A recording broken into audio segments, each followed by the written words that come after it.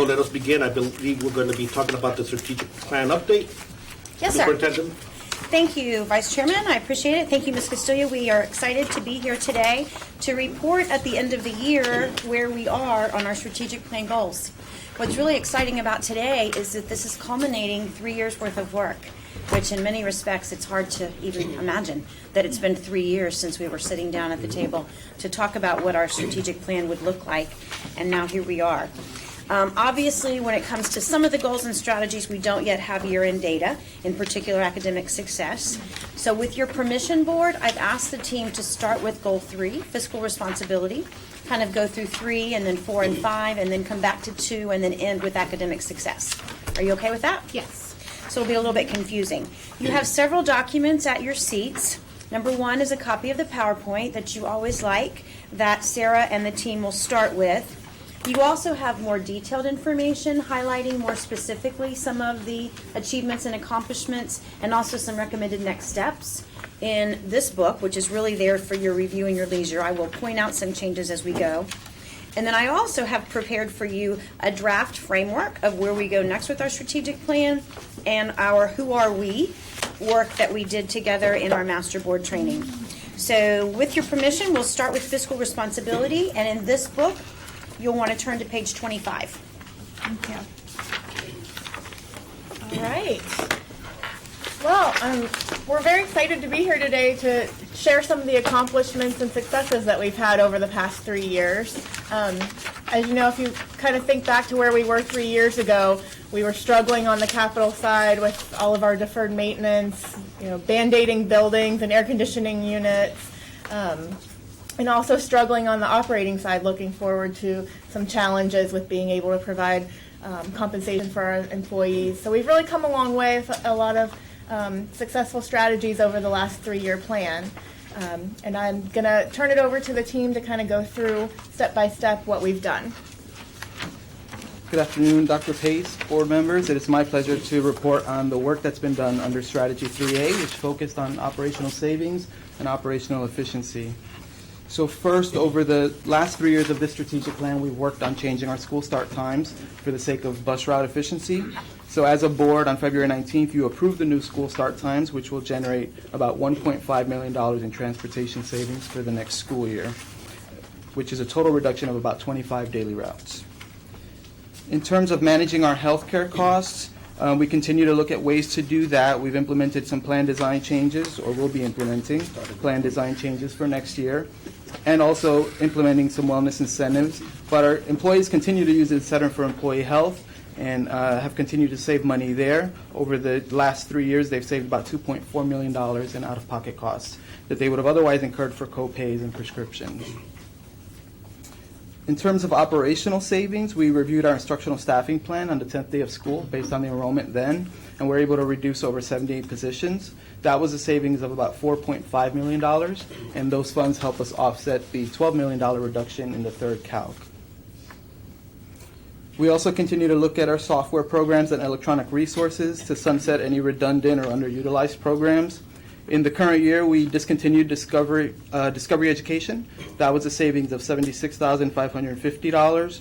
We also implemented a new procedure for purchasing our accelerated reader licenses to maintain a 95% utilization level. We actually hit 100% utilization, and we're able to purchase some additional licenses to provide some resources for the summer months.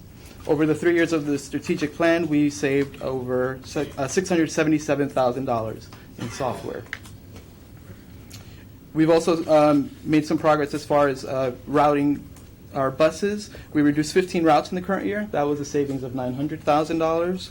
And then our legal fees continue to go down. We saved $350,000 in the current year and $750,000 since the 2016 school year. The $900,000 is in addition to the $1.5 million that we saved based on changing the start times? Correct. The $900,000 was in the current year, and then Okay. we'll reduce an additional So this 25 is routes next For year. next year, okay. And the $900,000 came from improved use of the software system that we have in transportation under Mr. Creech's leadership. It had been underutilized to really kind of draw down and have better, efficient routes. So we have confidence that that will continue. Awesome, thank you. We continue to operate as a choice school district. We received over 6,300 choice applications for the current school year. We honored over 4,400 of those, and we've already received and approved more than 2,500 applications for next school year. And then the last item for operational efficiency, we have tentatively scheduled 2 live surplus auctions, one in April, one in October. That'll help us move surplus equipment out of schools and also move it through the warehouse more quickly. Just keep in mind regarding choice, once a student's application is approved, they are grandfathered in for the grade span of that particular school year, so they don't have to reapply each year. So we're up to about 10% of our students and parents who are taking advantage of district choice, in addition to the almost 20,000 students who are taking advantage of charter choice. And with that, I'll turn it over to Mr. Clinch. Thank you, Jose. Good afternoon, Dr. Pace, members of the board. 3B is about maximizing the use of our capital funding.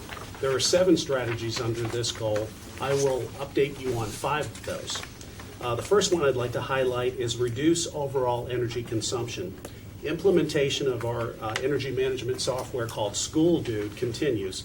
The maintenance department is having a lot of success in navigating the new program and has been able to maximize usable data. Benchmarking and trending information is starting to come into better focus. Maintenance has implemented temperature set points and runtime schedules, which is producing immediate savings, which includes rebates over $37,000. Another $24,000 are in the hopper. Utility credits over $62,000. Utility savings over $274,000. This includes cost avoidances for chiller replacements, control replacements, coil replacements, control schedule adjustments, and cooling tower replacements. And another over $280,000 in various waste management savings. That's nearly $700,000 in savings in just the 5 to 7 months that these strategies have been taking place. The next energy savings project is set to commence at Point Siena High School. That will go forward this summer, and that includes a central energy plant, new chillers, and LED lighting. The next strategy, develop benchmarks to measure effectiveness of maintenance operations. Maintenance has submitted their intent to apply for the Sterling Challenge and continuing to work to identify key performance indicators to ensure that we're implementing meaningful benchmarks. So they continue the Sterling journey with the Sterling Challenge, so that remains in progress. The next is to increase sales tax savings through our expanded ODP program. ODP goals have now been implemented across all our CM contracts. That's 30% for new greenfield projects and 20% for renovations. That's an automatic. That happens as all CM contracts go forward. And we are pursuing ODP savings even on the smaller projects. Our to-date savings are $3 million just over the last 3 years. Next, long-range planning. In this fiscal year, our planning department has completed several work sessions to confirm year 1 through 5, 6 through 10 needs, and we completed our last session back in March to review our 11 to 20 year needs and revisit our 1 to 5 year needs. A total of 4 space reconfiguration projects will take place this summer. These 4 projects will bring us to a grand total of 9 space reconfigurations over the last 3 years. That's an avoidance of an estimated 54 portables, which is a substantial cost avoidance to the district. And just a little bit of factoids, our current portable count is 240.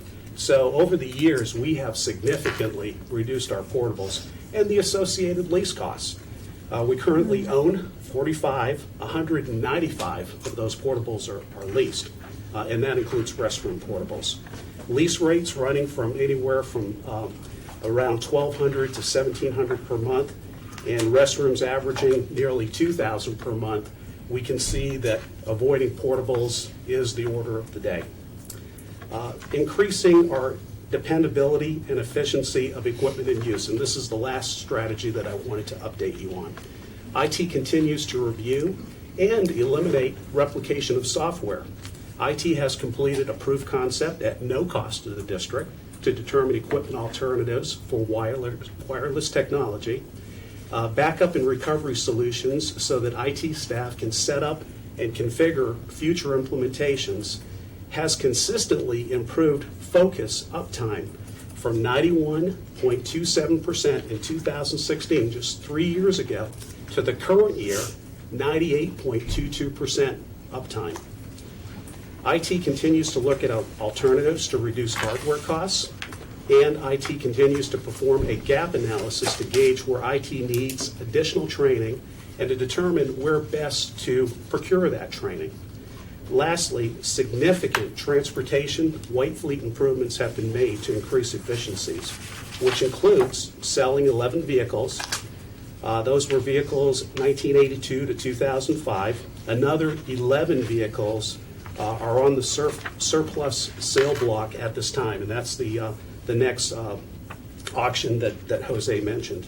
On average, these 22 vehicles were averaging 9 cents per mile in maintenance and operation, as compared to the 28 new vehicles purchased in 2016, which are averaging 3 cents per mile. So we are significantly reducing our operation and maintenance in this area. That concludes my update. I'll now turn it over to Mr. Randy Shatera, who has strategy 3C concerning alternative revenue. So we have several goals there. Most importantly, you have in workshops in July and November to establish our lobbying goals, legislative priorities. As a result, we received $4.7 million was obtained for the 1920 school year in compression funding. That still puts us 67 out of 67 for student funding, though.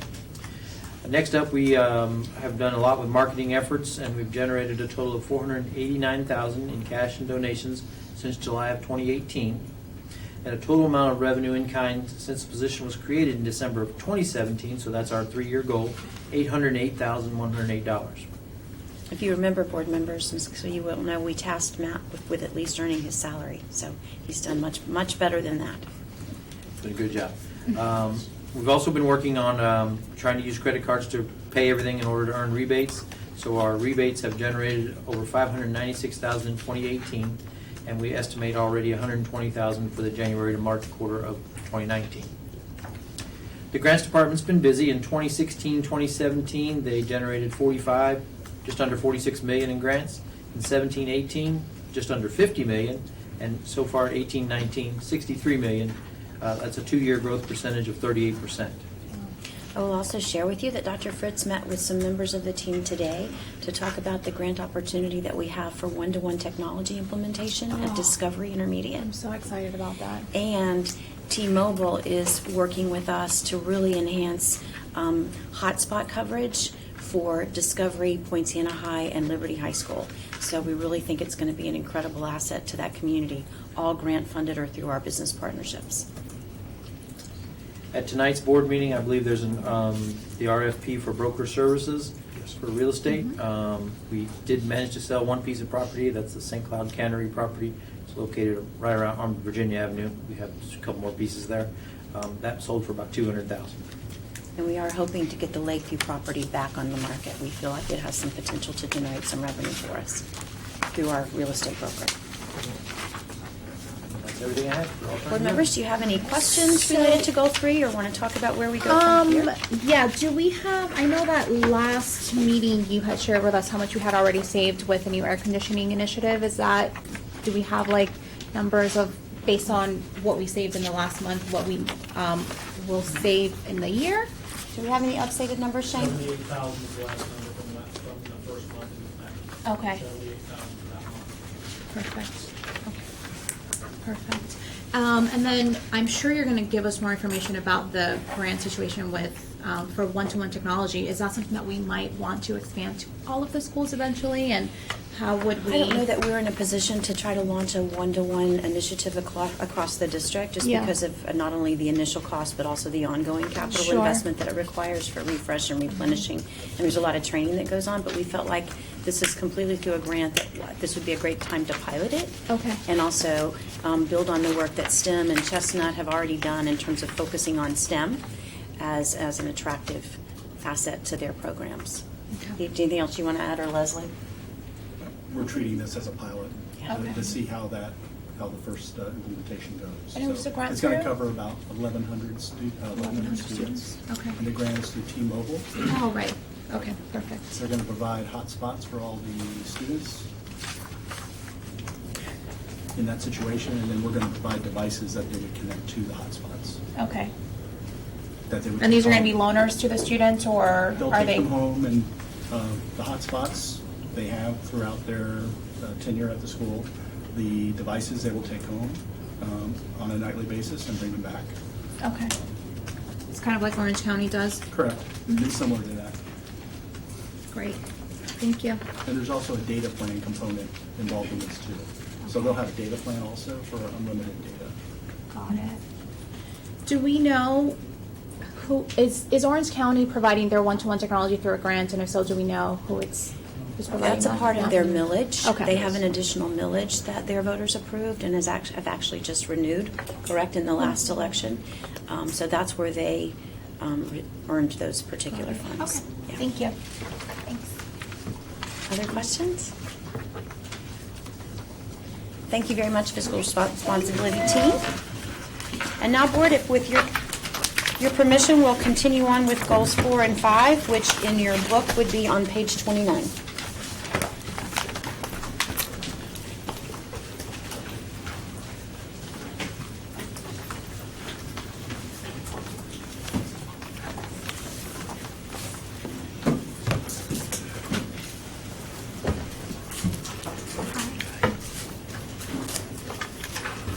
So Dana, Peter, and John to kind of tag team these 3 goals. So we'll get started with Dana. Thank you. Good afternoon. We're very excited and very proud of the tremendous progress that we've made in goals 4 and 5. So for goal 4, activity 1 is to expand the recognition of high impact teachers across the district. So this spring we identified the criteria to recognize high impact teachers in grades K through 3 based on iReady scores. And as of today, the district has still not yet received the high impact list that we normally get from the state. So our next step for this activity is to honor approximately 250 high impact K through 12 teachers in the fall. And that'll be based on the set of criteria of advanced placement, international baccalaureate, industry certifications, iReady, and the state's high impact list. So I will be looking to the board for insight and help to identify companies and businesses to sponsor the high impact teacher gift cards. For the fall, the good news is we're probably going to have about 250 teachers to recognize, and that's a great thing. And remember, this board is an expansion of the program that started from the state's high impact list. But the challenge with the state's high impact list is that it only applies to teachers in grades 4 through 10, 4 through 8 in math and science and reading, and then in grades 9 and 10 for either ELA or algebra and geometry. And direction from the board was to say, well, what about our other teachers? What could we do to expand this? So using iReady, we've identified the criteria for K through 3, and we did our first round of recognition in the fall based on last summer's advanced placement IB and industry certification routes. Those teachers who had pass rates above the state average and the highest in their content area. It was so exciting to visit these teachers. I think many of you went with us because they were totally surprised and didn't realize that we had expanded the program. So we are looking forward to moving from just being able to recognize about 100 teachers when this program really started to probably 250 who will qualify this year. I apologize, I'm sorry. I had on my calendar too. We're glad you're here. So There sorry. you go, Mr. Chair. Thank you. We've talked about goal 3, but we certainly can go back to anything that you have questions about. keep So we're now on page 7 of the PowerPoint. Thank you. And we're on page 29 of the bullet sheet. So activity 2 in goal 4 is to create a high quality visual identity for each school to build on a consistent brand focus on success and school pride. So we have completed already 25 school logos at this time, and several more are in the design phase. The intent is to have all 36 K through 8 grade done by the end of this fiscal year. We're right on track for that. I have provided you for the PowerPoint just a few. On the left side is the before, and on the right side is the after the redesigned logos. And I also want to tell you that we are already using those new school logos. So just for an example, these are our new car rider hang tags, and we're using all the new school logos and stuff. And so this is another example how we're kind of crossing over into other goals. The schools normally pay for these. Yeah. And we are selling ads on the back of them. So now the schools do not have to pay for them. We're using and creating the visual identity for each school as well. So I'll go back. Activity 3 is to formalize guidelines on how schools communicate using what platform. If you'll remember, we received direction from the board that says please only utilize the call-out system for emergency purposes. So we did put some standards and guidelines into place, and we have decreased the use of the call-out system by 80% over last year at this time. And we monitor it every single day and help the schools and support the schools in other communication methods when we need to. Particularly social media has really taken off at the school level, as well as Remind. We just saw a presentation from our Remind folks yesterday, and I think we've sent over 2 million Remind texts this past school year that we just finished. So the schools are making good use of that communication message. And Remind has expanded its potential to allow us to archive or at least have some record of any text messages that are sent. We can now do global Remind messages, and it'll be an opt-out procedure for parents and students as opposed to an opt-in, because right now we're only reaching about 39,000 families with the opt-in Remind protocol, so we're really excited about being able to expand that through those particular features. So I think that's going to even enhance our communication a little bit further. So I'm assuming that some of the call-outs that we were doing before are now being done through Remind, right? Correct. Things like book fair, Yeah. SAC meeting. The direction from the board at the time was that they really wanted to reserve that call-out for emergencies. Yeah. So we still use it, for example, if we've had to do a lockdown at a school that people might be concerned about, or there's those kinds of concerns, we'll have to use it next week. There's a new requirement from the state about the Family Empowerment Scholarship Program that involves mass communication.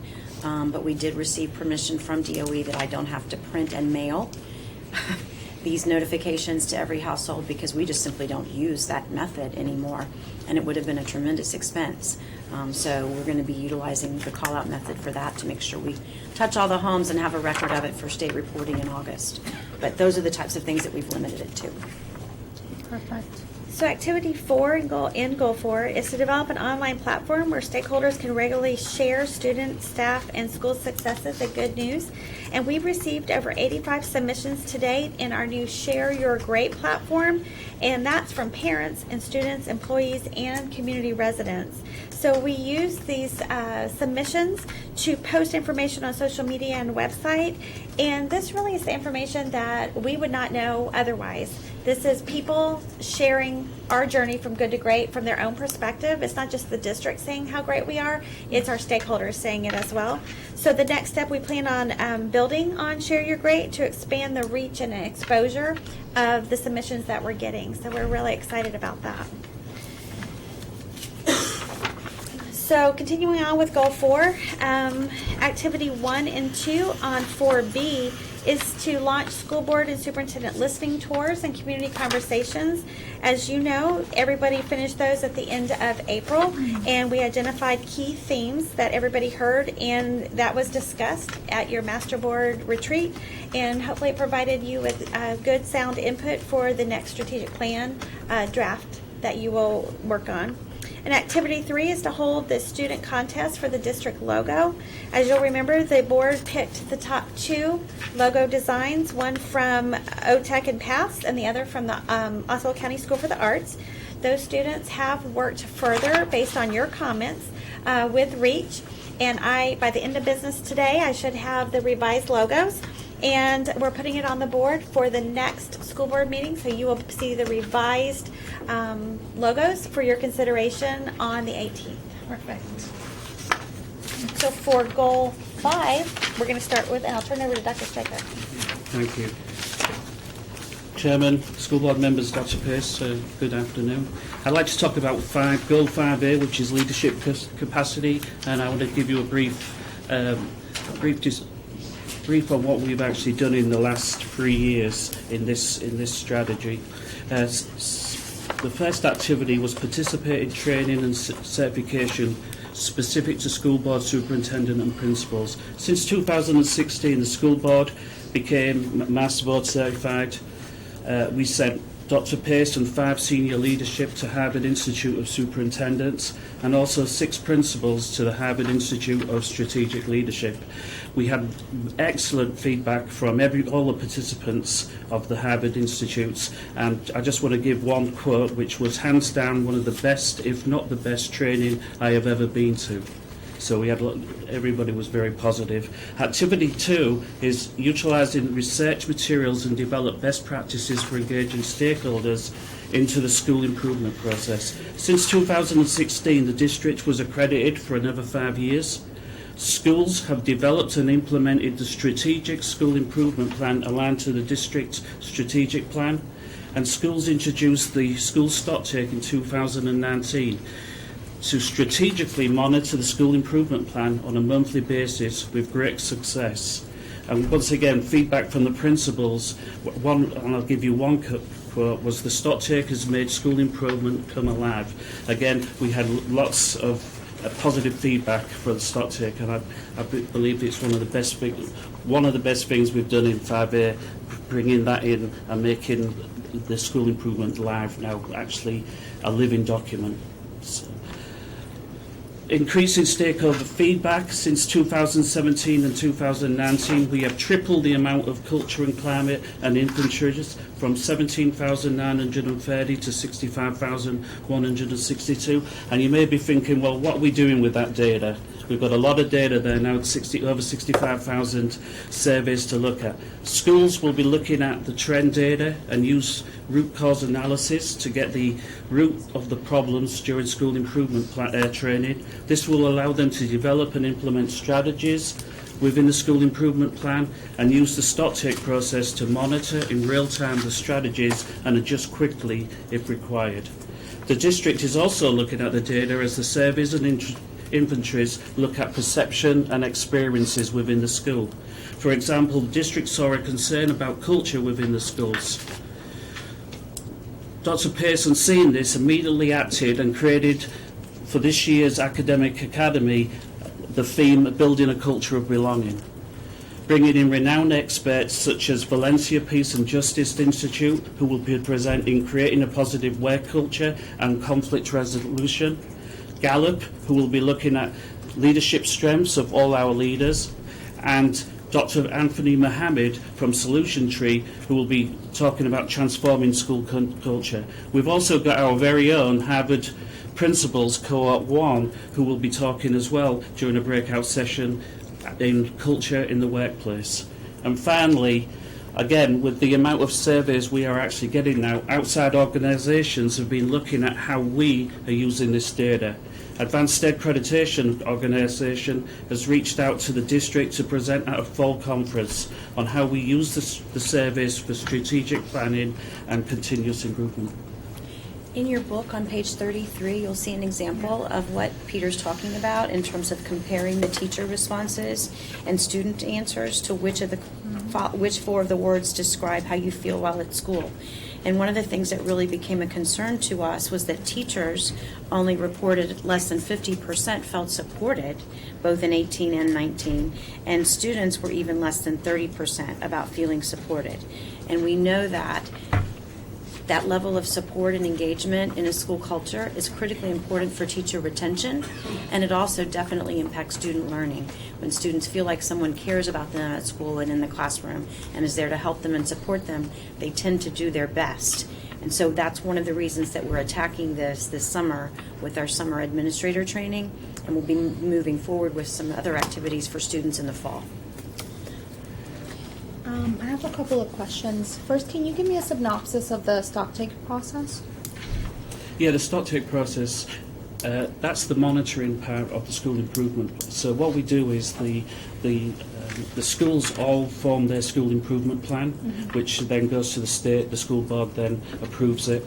And what the schools do then is they monitor on a monthly basis the strategies for each one of the goals that they've said they were done. So every strategy they've done, the the stock take looks at that, and they've got a whole team around them. It's not just the principal and the assistants. They have actually a working team who look at it, analyse it, look at recent real-time data, formative assessments, or whatever, to see if the strategies they're actually doing are working.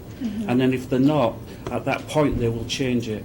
Where in the past what we did was we waited until the very end, waited till the results came out, and then we reacted. So now we're being more proactive, and the stock takers really, like I said during my presentation, the stock takers really made the school improvement live, and it's made everybody really focused on those strategies that they've spent a lot of time on, saying that if we do these things, our schools are going to get better.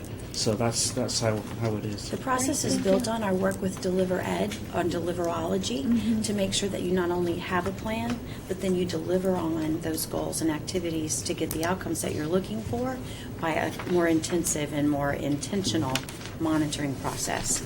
So we take our 5 goals, and each month, one of the goal lead teams comes and does a stock take with Scott and Tom and me. They provide us data ahead of time, so that we've already had a chance to look at it and ask questions. And then the questions at the table are really about not what's the data saying, but what do we need to do about what the data is saying? Are there additional resources that we need? Do we need to shift gears, try a different approach?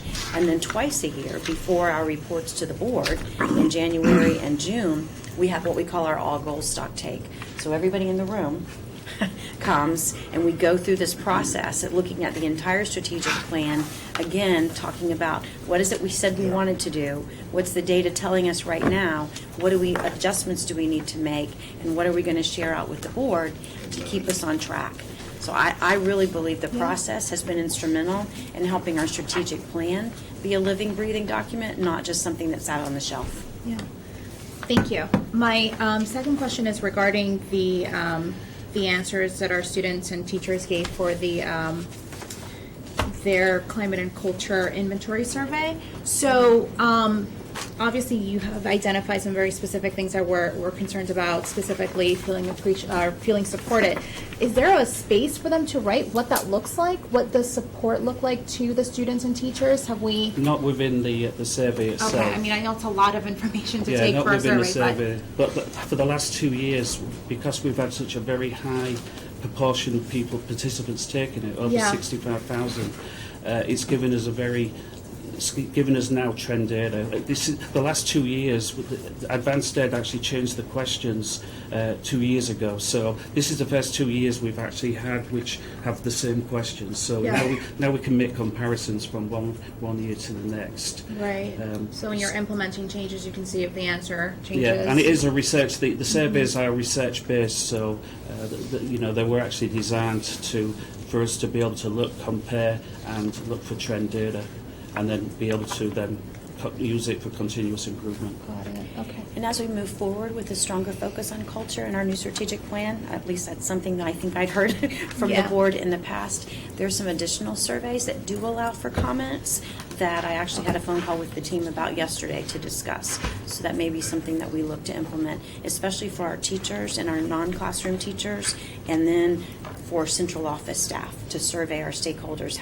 It talks about that level of customer service, but also that level of culture that's directly tied to retention of high-quality staff and high levels of student learning. Perfect. Thank you. So we'll end our segment with strategy 5B. And activity 1 was to expand the recognition of outstanding customer service with year 2 of our Red Carpet Awards. So judging is currently taking place right now, and our new batch of Red Carpet schools and departments will be announced at our Administrators Welcome Back on July 25th. Last year, 51 schools and departments received the Red Carpet Award, and for this coming school year, 73 schools and departments applied for consideration. So we saw a nice jump and increase, so we're fingers crossed that the judging will award those who deserve for sure. And it's not automatic. Nope. You're rejudged every year? Rejudged every year. And we have the secret shopper experience that helps with visits to the schools and departments, phone calls to the schools and departments to provide feedback on the actual application. So we're also using our new Let's Talk platform as part of the judging, and that's actually activity 2, is to develop a centralized repository of stakeholders' questions and comments. So we just received at the end of last week some key performance indicators that I want to share with you. So since implementing Let's Talk last school year, and we did it, remember, right, my department piloted it right during the back to school time. So all through the school year, we've had 3,413 number of engagements with our stakeholders. Here's where it gets really, really interesting. The national average response time is 4.76 days. So I'm proud to say Osceola's average response time is less than 1 day, 0.9. Which is our 24-hour expectation Absolutely. as a part of our customer service. So now we're program. tracking it, and we have analytics to show that we are moving the needle. So here's another key performance indicator was the national average customer experience score. So when we close out a dialogue with somebody, they have an opportunity to rate how their customer service was. So the national average is 8.61, and that's out of 10. Osceola's average customer experience score is 8.8. So we're higher than the national average. So I'm very, very proud of everybody. Keep in mind, every single school is implementing Let's Talk, and the majority of our departments are on that as well. So finally, the last activity is activity 3, which is strengthen the district's public records process. And before you go on to sure. that, the national averages that you're referencing, what's the reference? What Those that are source? using Let's Talk. Okay. Yes. Got it. I guess I have a question as well. Sure. So I know that I've seen the Let's Talk widget on our website. Where else can our parents and teachers or stakeholders? So it's on our mobile app. Yeah. And it's on our website in numerous different places where you go to contact us. Yeah. That gets you there on the side. It's floating there on any and every single page throughout our entire website. If you go 20 pages into a school, that is still going to be there. So that's where it's located. Is there a way to implement that or embed that into our social media pages as well? We can't embed it on the social media pages, but we do post about it frequently Okay. to direct people to go there to have it start having conversation and dialogue with us. Great, thank you. And it has the feature of both inquiry, questions, reporting bullying, but also reporting potential safety issues Yeah. in the Keep Osceola Safe. So it has 2 components. Do you know how many people are using Let's Talk? I know you don't know the real number, but are we one of 8 districts in the country, one of 800, one of 8,000? We were the only one when we did it last school year. We were the only one in Florida to go district wide. I don't know the latest if they have anybody else, but we were the only one to implement it district wide in the state of Florida. And with these comparisons, we're comparing only to education institutions that are using Let's Talk, no other industry that's using a similar. No, I think it's platform? I think if it's government or anybody that's using Let's Talk, they would be in this national average. I do want to also mention that Dr. Pace and I presented a national webinar for Ed Week. And K-12 Insight and Let's Talk. We were asked to do that because we do have a model implementation. And our webinar was called How to Make Customer Service Part of Your School District Strategic Plan. And we did that on May 1st of this school year. We were very proud to be able to ask to do that. And then activity 3 is to strengthen the district's public records process. We have just finished completing, we're going to move to a platform called Just FOIA. It's Freedom of Information Act. And we are now at the process where we think we have the system built to Osceola. And so we are done configuring the platform. And so we're going to be taking June to work with some departments that are our frequent flyers that help us with our public records request. And we will go live with that platform on July 1st. So that strengthens the process on our end for tracking, but it also creates a better customer service experience for the people making the public records request. And Is it's all this a tracked. self-service, or is this for us to serve them? Both. They have opportunities to submit their requests through there, and it's all tracked, and then it's a way for us to track internally where the request is, And are we meeting our internal deadlines? We can create invoices. They can submit payment through it. They can actually get the documents once payment's received. We can click and say, yes, we've received it. The documents are there then. The documents get loaded up, and so we can track the whole process from beginning to end. What's the process now for someone requesting public records? They generally would call or email. We have a public records link on our website. People submit the request, and we do it mainly via email, that type of thing. Yeah. You know, we create invoices outside of a system, and then people submit documents to us. Now it's all going to be under one platform, where, you know, if I feel like HR needs to be involved, I can submit it over. Tammy can make notes and record things, send it over to people she needs to.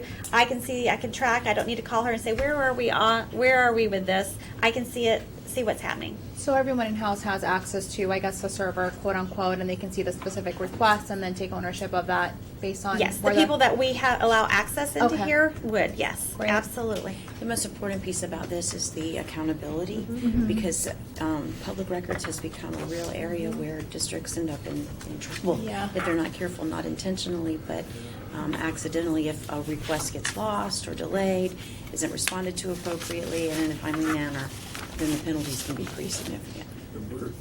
We're real good about it. We pounce on them. And we don't let a minute go by if there's a question.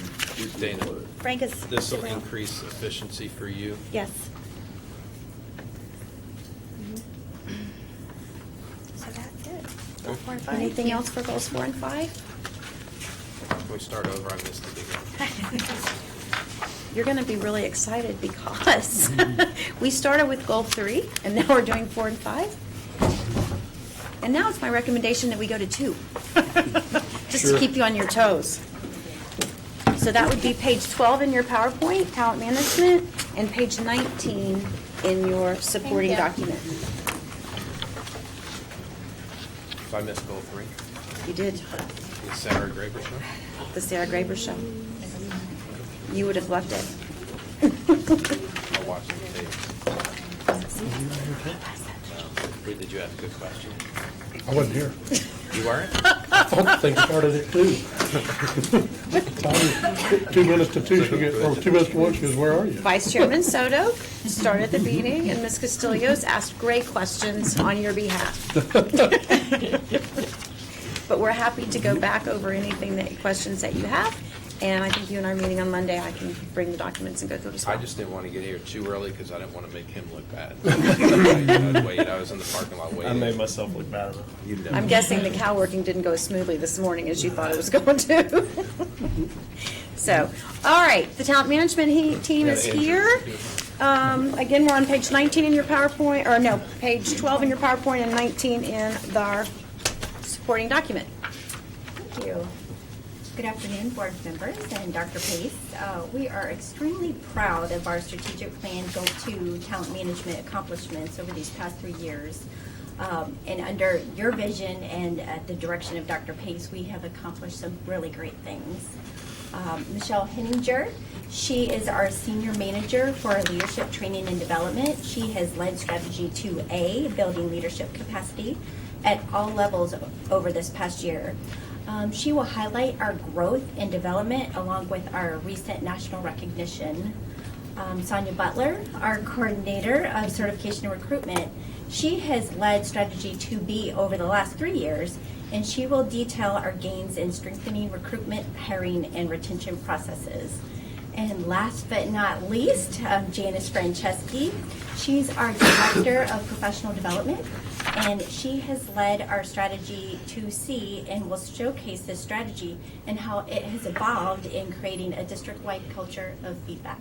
So, Michelle, it's all yours. Okay, thank you. Good afternoon, board members and Dr. Pace. I'm excited to share with you our progress regarding building leadership capacity at all levels. This is really a culture that our district has embraced as a collective responsibility. So first on your PowerPoint, you'll notice our Preparing New Principal Academy numbers. It's important to note that although the first one is our 18 cohort, that 2 of them have recently been appointed as principals. Our most recent cohort to finish, actually this number is outdated as of its published date. 2 have actually been appointed as principals and 6 are complete, or 2 complete rather, and 6 almost complete. We have 7 in progress that are set to finish next year, and we also have 7 applicants for our newest cohort to begin this August. Another leadership opportunity available for school-based and district-based administrators is our NISL opportunity, the National Institute for School Leadership. This has been taking place for the last 3 years. This upcoming 19-20 school year, we will have 7 school and district-based administrators participating. The most exciting part of this is that several of us in this room right now are actually going to be facilitating for our 7 folks that are participating. So building leadership capacity as participants as well as facilitators. Leadership opportunities for instructional staff include several.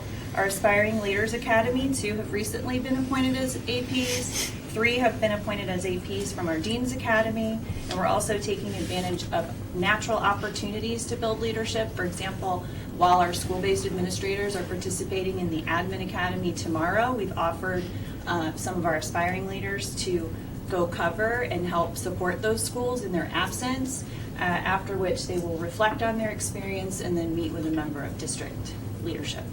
And I would only add, board members, that tonight at our board meeting, I'll be asking for your approval of several administrative appointments that really add to this list. An additional principal from our PA program, as well as 2 additional APs from our Aspiring Leaders Academies. That we're really proud of that growth that our staff is showing.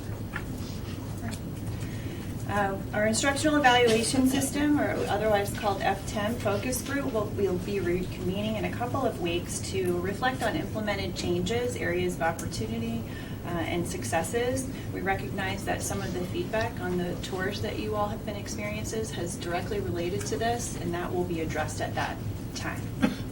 So the direction from the board was to look at what we could do to continue to simplify the evaluation process, to make sure that it's consistent in providing useful and meaningful feedback to our teachers. So we're going to pull together groups of principals and teachers to really talk about what that looks like and how we move forward in an effective way, including some of our exceptional student education teachers who'd expressed concerns about how it related to their way of work.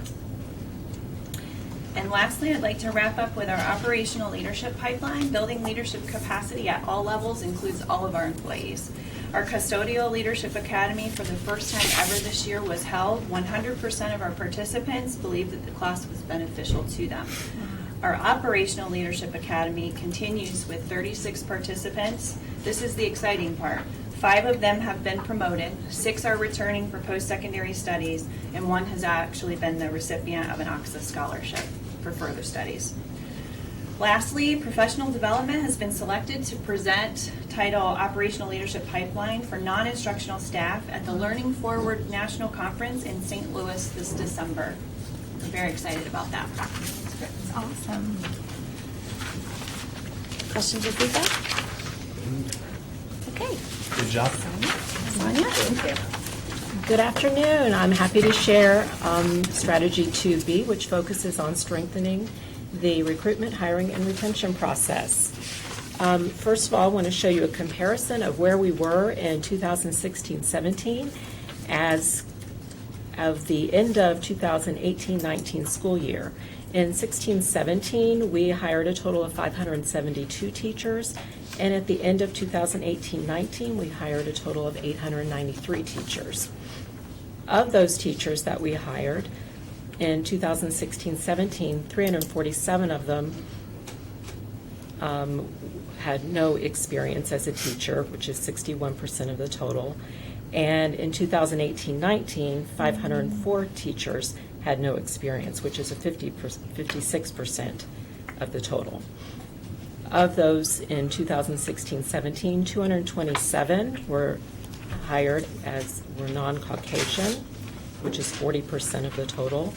And in 18-19, 415 were hired that were teachers that were identified as non-Caucasian, which is a 46% total. We feel that this shows that we are working towards increasing the diversity of our staff by this increase in the percentage of non-Caucasian teachers hired. To give you a reflection of our support staff that was hired, in 2016-17, we hired 439 support staff members, and 18-19, that increased to 719.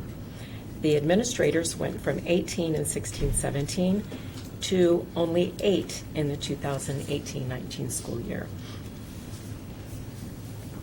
We feel that that shows that we are being more consistent in stabilizing our schools by having administrators have less of a change.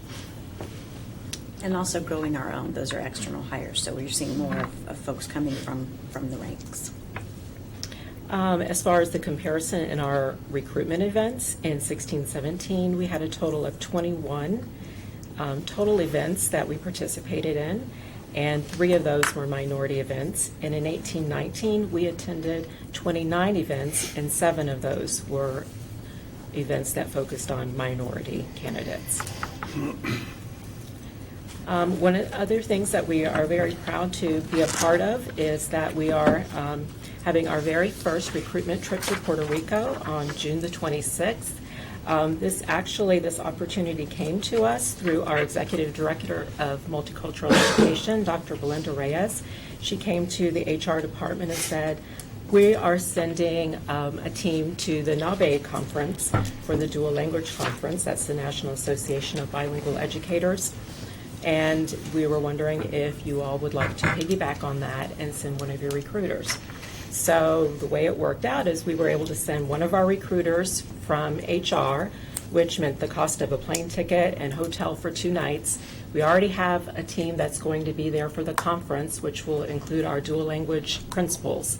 So we are all set. We secured space at no charge through one of our partner universities.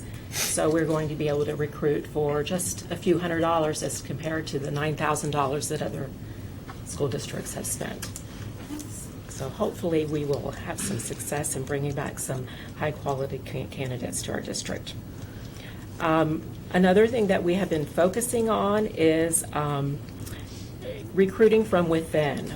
We have been reaching out to our professional support staff, our pairs, our substitutes, to bring them into sessions to train them on how to become a teacher and what steps they need to do to become a teacher. The employees that we have focused on all have a bachelor's degree already, so through alternative certification, we can help them become a classroom full-time teacher. We actually met with 108 in-house employees already this year that are interested in becoming a teacher in the future. So is that like a mini academy then? Yeah. That's awesome. Yeah. Can you tell me a little bit about the recruiting events? Where are we specifically holding them? Is it just for educators? Are we holding these recruiting events for other kinds of careers? We have, and Okay. probably we have Greg White here. He can probably give you more of a breakdown. We have been to transportation events, all of the different agencies throughout the county. Greg attended one last week with the St. Cloud. We've definitely broadened our scope in terms of not just instructional. Yeah. And we've also been doing a lot more locally, both on the support staff and instructional side of things. Some of the things that Simon's been talking about partnering with our EPI programs and targeting both current employees, but then also within the community, people who are interested in becoming a teacher and trying to explain that pathway to them, while still going out and trying to get universities and colleges of education, because obviously we still need folks who have teaching experience or who have gone to college to become a teacher to make up our workforce. Great. Clearly, while these numbers reflect that the team is doing a good job of onboarding folks and getting them through and into the system, we have a long way to go in terms of teacher recruitment. Sure. You know, that number from 572 to 893 is one that we would like to see going the other way.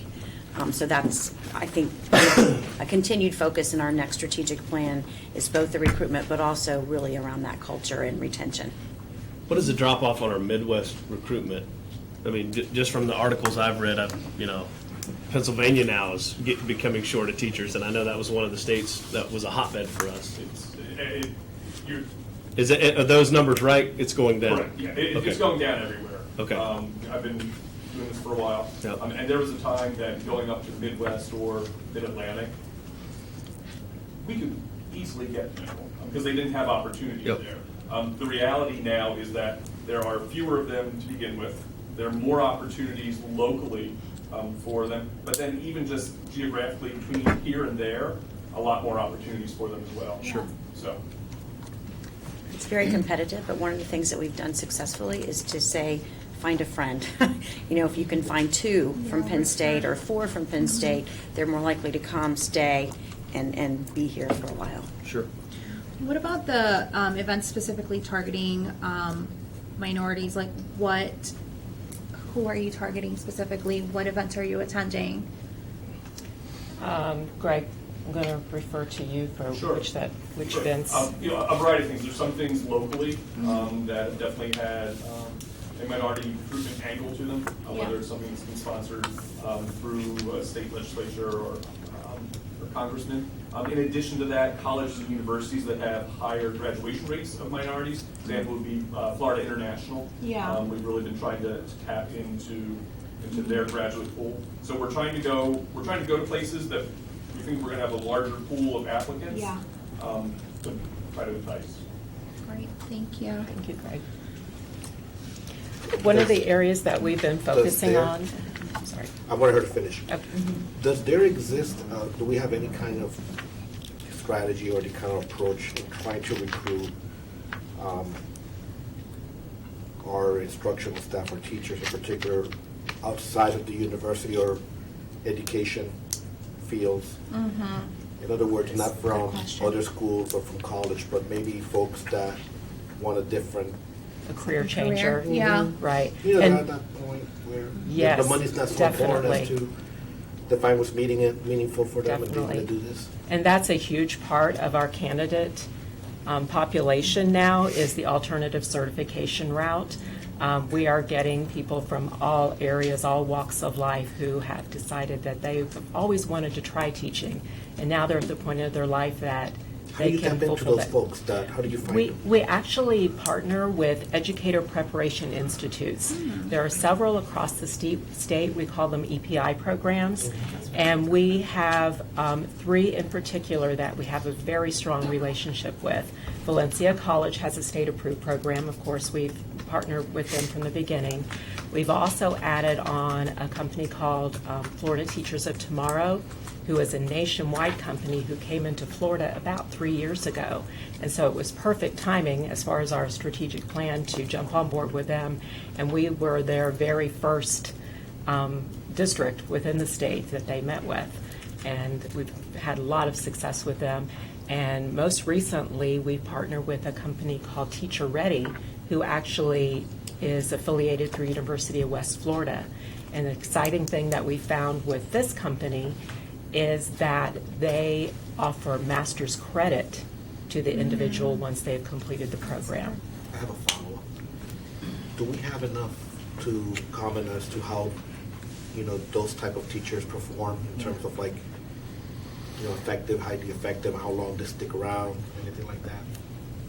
Well, we're looking at the cohorts, and we have been looking at the data coming back, like last year's cohort of teachers, this year's cohort of teachers, and the previous years. So we are comparing that data, and we can actually even break it down by their, Sonia puts in what we call a PEC code that details if you're alt certification or if you're teacher trained. So we can break down the information and provide you that data. Yeah. Can you provide that for me? Well, actually, add me to that as well. Okay. Typically, if we provide to one, we'll try to provide it to everybody. Okay, I guess. We love to I don't share. wanna- That's a good question. That's a great question. I'm Great I'm more, pushing it, I'm more Terry. curious as to about how this. Don't tell Kelvin. It's good. It's good. Too much. Don't worry about me. All right, I have enough. Any other questions? This concludes my area, 2B, and next you'll hear from Janice Franceschi for 2C. So 2C is to create a district-wide culture of feedback for professional growth. And I just want to highlight some of the areas from this year. Through the Teacher and School Leader Grant, we have completed year 1 of instructional mentor training. Mentoring in our high-need schools focused on physical, personal, institutional, and instructional support for at least 1 hour a week for those mentees. And as of May 20th, that's the last data that I have right now, we had 166 of 178 of our mentees that were retained, so that's 94% of them. We just received data this morning that we're kind of trying to go through to see how many we retained through the end of the year. So. We are expanding our New Teacher Center professional learning, and the New Teacher Center is who provided that mentor training, the instructional mentor training that I just mentioned. And it focuses, go ahead. How does the 94% of these mentees retain compare to our regular turnover? Actually, do you want to, Mackenzie has some of that data. It's kind of tricky to calculate. However, that 94% of teachers are at the 19 high need schools, and they were retained during the course of the year. The folks at the other 33 schools who would have met criteria for mentoring had there been the TSL there, it was a little bit lower, maybe 89%, 90%. But that's going off of the PET codes, so it's a little tricky to really calculate that in advance, but I'll need to do that halfway through it now. But our typical turnover rate has been 15 to 16% in terms of teachers. So this would be a significant reduction with that mentoring support as opposed to teachers who don't have it. I heard some of that on the, I'm sorry. I heard some of that on our tours. Heard a good bit of it. Is the help. And I don't know if I have any of those schools in District 5 that receive that. The mentees, what qualifies you to be a mentee? Is it first year, first three? What is the? So as we rolled out the grant, and during the first year of the grant, it is a first-year teacher. Okay. So either an educated person from a school of education, still first-year teacher, or as we discussed, those alternate certification-seeking folks. And we also wrote into the grant also those folks that we partnered with, Education Partners International. So any of our 35 or 40 folks who came from other countries in order to teach here, we wrote them in order to support them as well. Okay. But there is additional support being offered for those teachers this summer. If you look down at the bottom of this page, this beyond your first year new teacher academies. So for those first year teachers who are staying with us, they're going to have an opportunity to participate in week-long academies this summer to help continue to strengthen their practice and provide that level of support, right? Right. And We have how many almost people? 300, almost 300 that are registered. So that's a promising for retention. Would you define high need? Is it basically Title I? High needs, most of them are Title I, yes, and they're typically based on the vacancies, percentage of vacancies that they had, So as high well need as their is a school vacancy grade. rate. Right, there was High a need is list a of Title I criteria. school that has a high turnover rate. Gotcha. But the training itself, I'm sorry? A history of getting a school grade of a A C, C. within the last 3 years. Okay. That was the other component. So we have a list of these. Yes, Okay. there's 19 of them. Is that 3 consecutive Cs or AC within a 3-year period? AC within the last 3 years. What are the limitations that we have or we're experiencing with this program? How much further or wider or broader should it be in the district to really capture and achieve what we want to? So we need more mentors, we don't need more mentors, we're hitting everything we need to. It's a funding problem, it's a capacity and training problem, it's a mentor problem. What? It's primarily cost. Okay. Because these teachers teach half a day. Correct. So all of our mentors are rostered students half a day, mostly teaching, but some are interventionists, and then have a release period the other half of the day where they are able to do side-by-side coaching with new I like teachers. that. And 85% of that time is really working on their instructional practices. Okay. We have scaled faster than my friends, the other 13 entities across the country who have earned the TSL grant, and so I think that there is opportunity to grow it. And what's the lifespan of the grant, and when does it sunset, and what risk factors do we have going forward if this program is important? The grant itself is a 3-year grant that we're guaranteed. beyond that, we have to apply again, kind of share out, this is how our program is going, and they'll have to evaluate and determine if it can continue. We actually just received word yesterday that that is an option that the federal DOE has to make a determination if they're going to grant that extension for the 2 years. They are opening it up for us as an opportunity to have them come and evaluate our program and determine if that's an option for us to move forward. Okay, so it's a federal DOE grant. We're in what year of implementation? This is currently year 2. We're starting year 3 in October. At the end of year 3, it automatically sunsets unless we reapply and get granted, provided it's even available in the first place. And it is a matching grant, which means that there are some district funds that are side by side, and we've known all along that that was going to be the case. That's why they request that the district put some money forward. It's not just them, providing us funds and we're not putting anything at the table. So it is a side-by-side grant. And at the end of that, we have to determine how it is that we're going to proceed. Okay. The good news is that they did indicate yesterday that they are going to make that 2-year extension open and an option for us. We had been hearing from the federal level that DOE was just going to say, no, everybody has to reapply again. Exactly. And when you said 14 counterparts, I guess that's 14 other school districts that are leveraging it, or? There are 14 entities across the country who sought after and earned this competitive grant. They're not all school districts. Some of them are like LEAs of other sorts. But I think we are very fortunate to be one of the recipients of this grant, because it's a hard grant to get, and we were very, very, very lucky to get it. So What are the criteria to be a mentor? What is there? It is 5 recent years of teaching with a good record at a high-needs school. A master's degree is preferred. Expertise in the standards. I could send you a copy of the job description, but that's kind of off the top of my head. That's okay. So I guess, did we have more people wanting to be mentors than we had spots for, I hope? Absolutely. Okay. Yeah. And they go through a vetting process. Okay. So we're able to be selected. Yes. Very much so. And the training from New Teacher Center has been very high quality, but it's involved. They were trained last summer before they started, and it's been ongoing support. And that's one of the exciting things, is that McKinsey has been able to leverage some of the grant funds and then district opportunity to expand the training for our resource teachers and instructional coaches, to make sure that the messages that new teachers are getting in terms of support that they're getting is consistent. And you'll see that on the PowerPoint, the second bullet, I had listed on there that the New Teacher Center Professional Learning, which is the training that the instructional mentors are going through, it is being expanded to the district resource teachers this summer, and then next school year, the instructional coaches at those same high-need schools will have the opportunity to participate as well.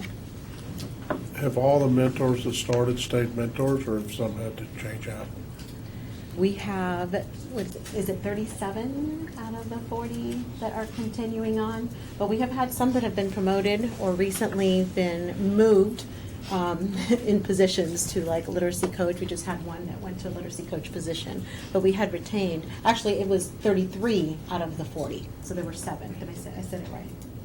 So it's 33 two out of- teachers at each school, right? 19. It varies 20 depending on the schools, need of 40 the school. It varies depending on the need of the school. They have a caseload of the number, it's a ratio of new teachers to mentor, and we don't want that to ever go over 10. So that's why some schools may have more and some schools may have less. It depends on the vacancies. I think it's a great program, but board, I would say, it'd be hard to make an investment of a half of a teaching spot for a 5%. But so basically keeping an extra half a teacher or an extra teacher by spending a half a teacher's salary. So if you look at it like that, if you look at a 5% ticket, which I think this is great that we have the grant, I just don't know if the numbers pan out. I'm just doing quick math in my head. Doesn't seem like the numbers will pan out without the grant. So work on getting the grant.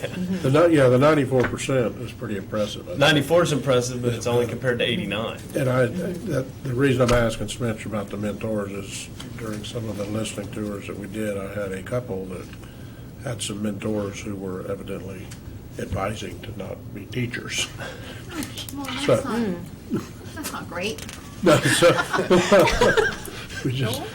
we just need to make, and it was probably a very isolated case. So that's what Wanted to make sure it sounds like it's very isolated. so. Yeah. Yeah. Okay. So we had been talking. Yeah. That wasn't me. That was a fact. I'm not a mentor.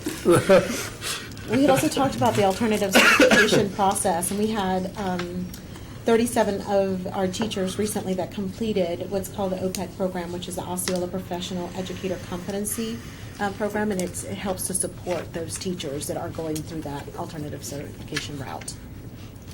I also wanted to share with you about our Professional Development Council. As you know, professional development in our district is, facilitated by personnel from a variety of departments.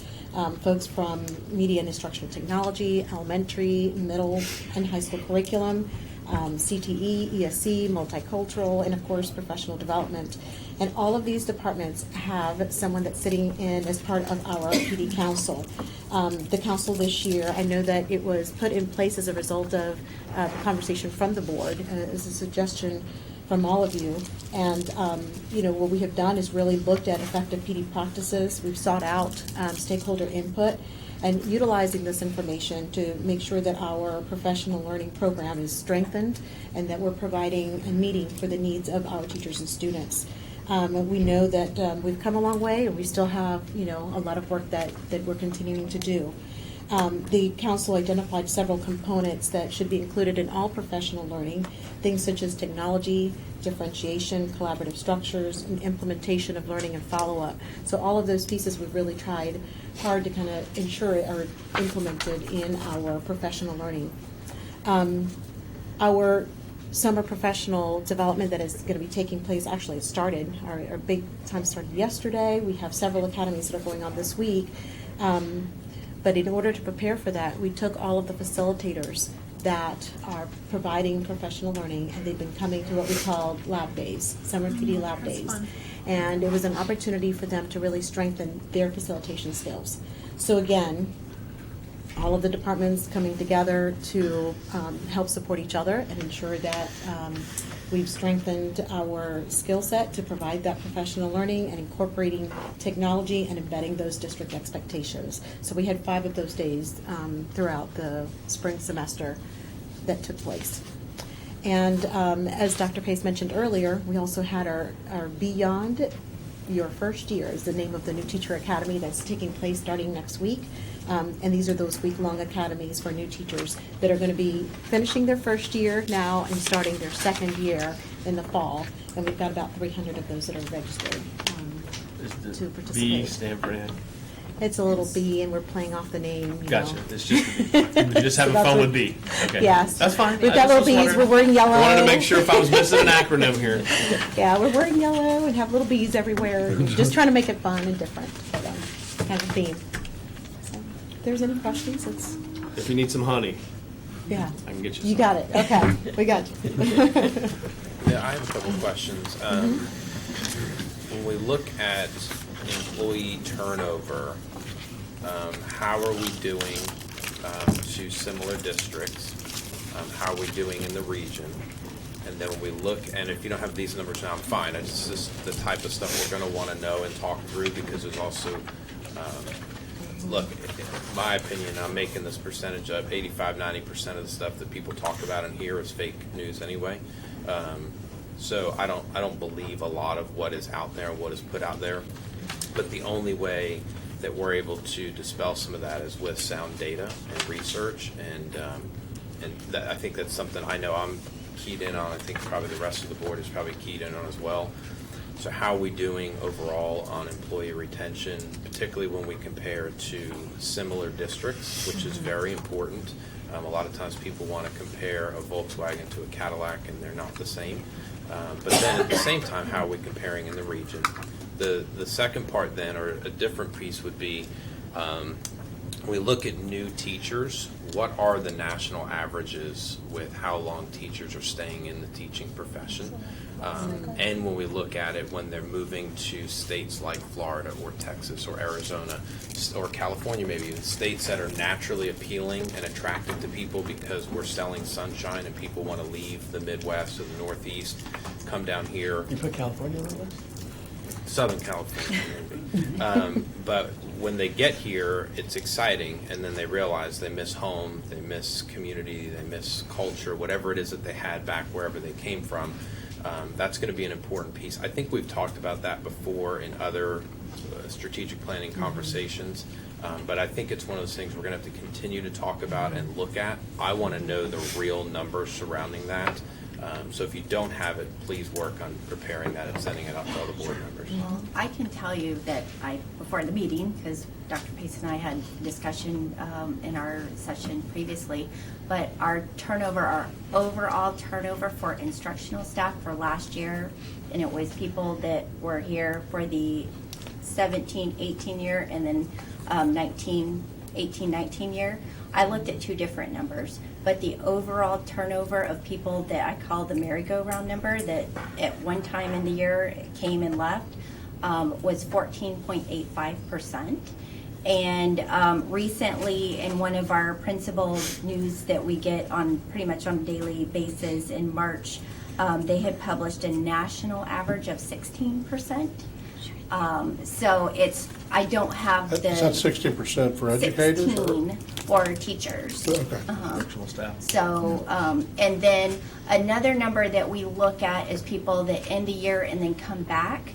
So we had close to a 10% of the people that finished the year did not come back for the next school year. And that tells us in HR how much work we're going to have to do in the processing. So does that make your turnover go from 14 to 24%? No, our overall, just looking, that's people that left last year was 14.85. I call that, just looking, you could be at, I'll say, Discovery Middle School, you could have been hired in November, but then you were resigned in January. So that number includes pulling those people out. Right. Gotcha. I would, if you don't already, I would track that data in a very simple spreadsheet, similar to what we do with some of the long-range planning stuff we do in finance and all that, so we can start to see what are those trends and how they compare to national averages. And not just, so clearly the education sector is the primary focus, but not just in the education sector. I had shared the board at one point with some commentary I was sharing regarding turnover from SHRM and what they were looking at and the shortage of people entering the workforce. And my point is that there's an incorrect narrative that swirls the marketplace around. We know that there are people that don't want to get into teaching now compared to maybe 25 or 30 years ago because the work is difficult, the landscape is different. We understand that. But there's a national shortage of employees in America, period. Right. And so we want to make sure that we understand this information. It further arms you guys when you're doing recruiting to talk about how do we really compare? What does our turnover really look like? It helps inform us when we're making policy and finance decisions as well. So I would track that if you're not already and have really tight numbers and think about all the various data points that could be relevant for us and to us, and begin to pull all that together as quick as possible. And through our work with Urban Schools, Human Capital Academy, we've looked back at the new teacher cohort. So I've got data from our last 3 years on our new teachers. So did they stay? Did they leave? That type of data. So we have been collecting that from our work with Urban Schools. So Let's put that together and do a full analysis for the board for the 3 years. First year cohort, overall turnover. And what are the trends too of how long people are staying in the teaching profession? Society is different now. People don't stay in careers like they used to. They're not 20, 30, and 40-year employees anymore. There's a tendency to come in, do something for 3 to 5 years, and then change. If you get 3 to 5 years for that matter. Yeah. So we want to look at all of that stuff. It's only going to help us be better informed and better prepared of how we need to map everything out in the future. Yes, sir. Absolutely. Or they just need to go spend one winter in Michigan. Right. Or go with the floods in Oklahoma right now, so. I mean, it's crazy. So, any other questions for goal 2? You guys do the exit interview, right, when a teacher resigns, or? Yes. We have an exit interview that we have available for teachers, but getting teachers to do that is a whole nother ballgame. But Mr. Phelps had sent out an exit interview to teachers that have left, and we're going to be sending that out to teachers that are leaving. What are the questions that are in that? If I can send them to you. I Yeah, have them. because I'm also curious to know how many are leaving Osceola County, going to the other counties, and I'm coming right now. Yeah. Well, another thing that I also track is experience verifications Yeah. when people request those and where they're going to. Perfect. So it gives me an idea of if they're going to Polk County, Seminole County, out of state.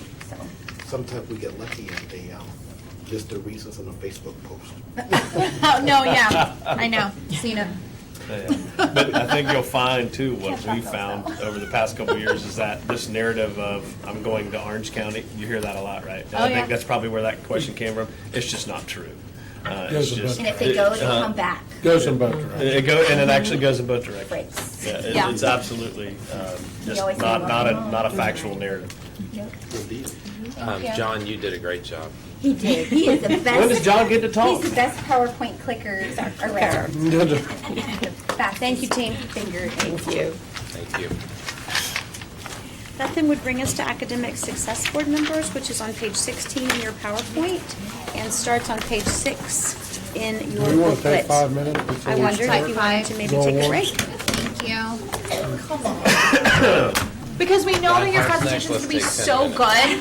We know We this wanna one be, like, takes as long as all the super rest. Ready for it. All the rest of them put together. Okay. Doing all right, K-Dog? He just loves to. We have time.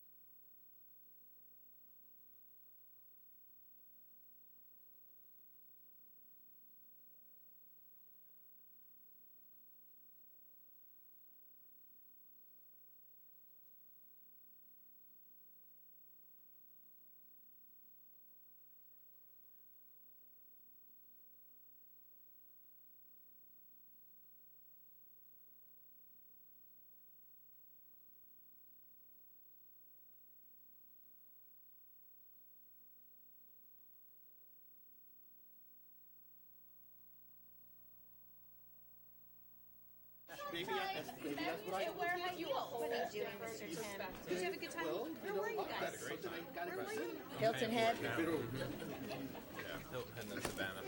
I have a brother who used to live in both of those places. Love it. Yeah, Sea Pines is so nice. Oh, isn't it nice? We're ready? We're ready, Marby. Y'all ready? Who's leading us? Huh? Or Deborah?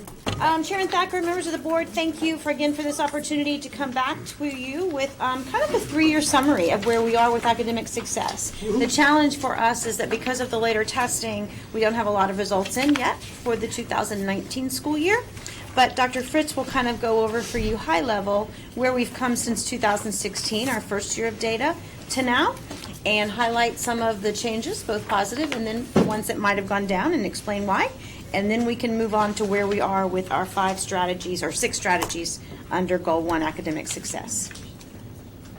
So with that, numbers tell a story, and recognizing that we're always in the business of getting better. But when you look at these numbers, what you see over a trend, over a period of 3 years, is systemic growth. And so when you look at the FSA scores, you look at the EOC scores, you see an improvement. I kind of highlighted on your paper a few things I wanted to point out because they were exceptional. The middle school acceleration, that's either in the area of high school courses being taken by our middle school students, or it's an industry certification, which is also a high school level course. And these students have, you can look at across the change in our acceleration rate. It's at 16% over a 3-year period. Our college career readiness piece, if you look at that, we've increased by 5%. And our graduation, which is the ultimate metric for K-12 education, has increased by 7%. Now, the next area I highlighted was that biology percentage, and you can see that dropped a little bit. But part of the reason that did is because in middle school, we increased the number of students and opportunities for students to take biology. Mm-hmm. And the reason why we do that in middle school is so that they can take AP chemistry, they can take AP physics, they can take AP biology in high school. So starting earlier with them certainly pays off. But then look at the number of dual enrollment credits below that. We've gone up 1,258 dual enrollment credits in 3 years. The number of students that have taken the AP test has increased with the 3 or higher from 2,000 to almost over 3,000. The percentage has increased. And you know, in 2017 that we were the only district in the state of Florida to receive College Board's AP honor roll district. So that was pretty impressive. Another number that decreased was our 3rd grade retention, which is a good decrease. If you look at that, we've gone from 384 students being retained in 2016 for grade 3 down to 88 last year. We even think it's going to be lower this year. And what we know about the research says retention has a negative effect size of -0.12. So basically, when you retain a student, it is incredibly hard to get them to be successful. In fact, 88% of the retained students, statistics would tell you they end up being high school dropouts. 88% if they're retained in 3rd grade? 88% retain K through 8. Wow. Then look at the numbers below with SAT and PSAT. You'll remember as a board you made a commitment to test all students in grade 9, 10, and 11 with the SAT and the PSAT, and then in grade 11 and 12 with the SAT. Now, you'll see a reduction, but in 2016 we weren't testing all students. When students go through grades 3 through 10 with the FSA, that's one metric that sometimes gets in kids' heads. This board made a commitment that we would provide another metric, which is the SAT, which is nationally norm-based, which not only provides good data for entrance exams, but it also provides a concordance score for those students that need to graduate. So if you look at this, you'll see that the majority of our students are reaching that concordance score at least by grade 11. We've had less and less students that are seniors actually have to take that SAT exam because they need that concordance score, which is an indication of why our graduation rate is still going up. Can you explain concordance score? Does that mean kind of like with our 3rd graders, if they don't do well on their exams, we have other ways for them to be able to pass? Is this the same concept with the SATs? Great. Yep. And in high school, it's grade 10 FSA, Yeah. or they receive an algebra EOC, and they can receive a concordance score on the SAT Okay. or ACT. And then starting with the 9th graders, even if there's PSAT scores they can get too. So Absolutely. So what's the specific score they need to to get in order to use that? It's 480 Okay. for Leah's.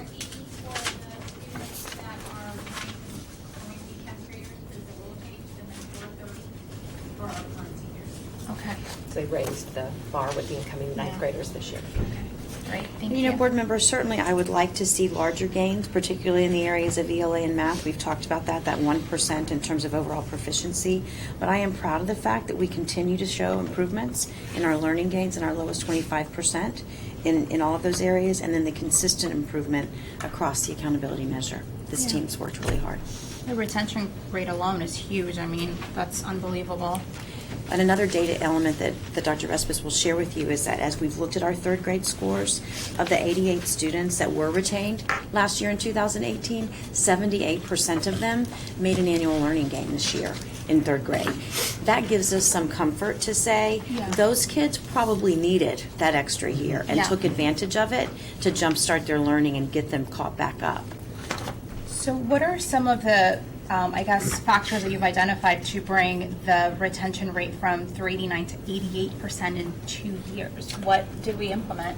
To be honest with you, when we look at assessing children, all of us as educators understand that it takes more than one metric. Yeah. The FSA, while a valid assessment, is one metric. It's given it's given on one day during the school year.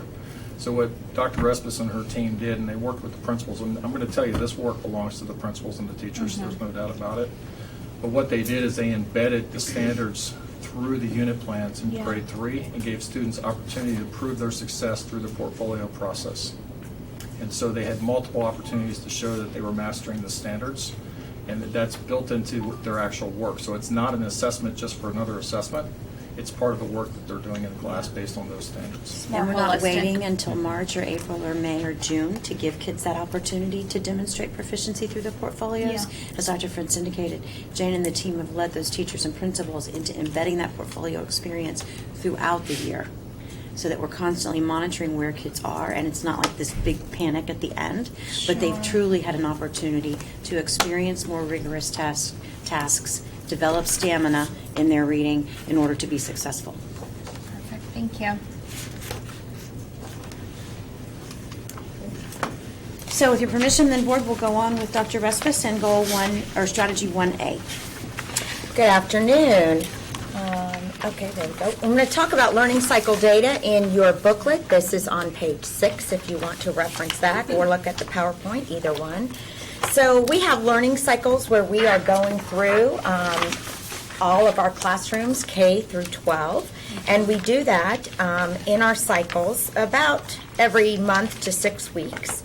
And the total number of ELA classrooms we visited this year is 1,911. We're very proud of that.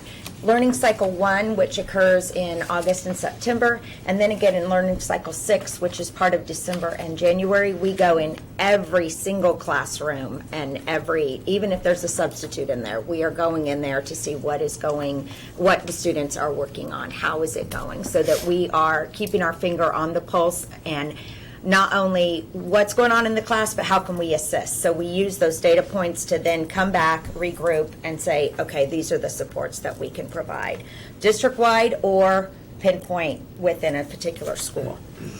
The student discourse piece on these next 2 bullets, that really, when we talk about student discourse, that is really about, when you think about if someone can speak and not only defend what they know, but talk about it. That can be up to like those verbal presentation types of articulation goals and ability to do that can get up to like a year's worth of growth for students. So we call that student discourse. It can be called different things, but we really worked on that this year. So when we were going through classes, we listened for what are Mike and his partner Laura discussing relative to this task.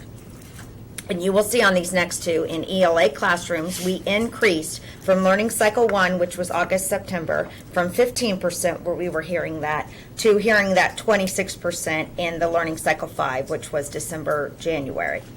And our student discourse, we're very proud of this. In the science classroom, So students were actively solving, discussing, pondering about the science issues, and we increased from 20 to 40%. You're going to hear a little bit more of that when Dr. Reinhardt takes over in the math in a few minutes.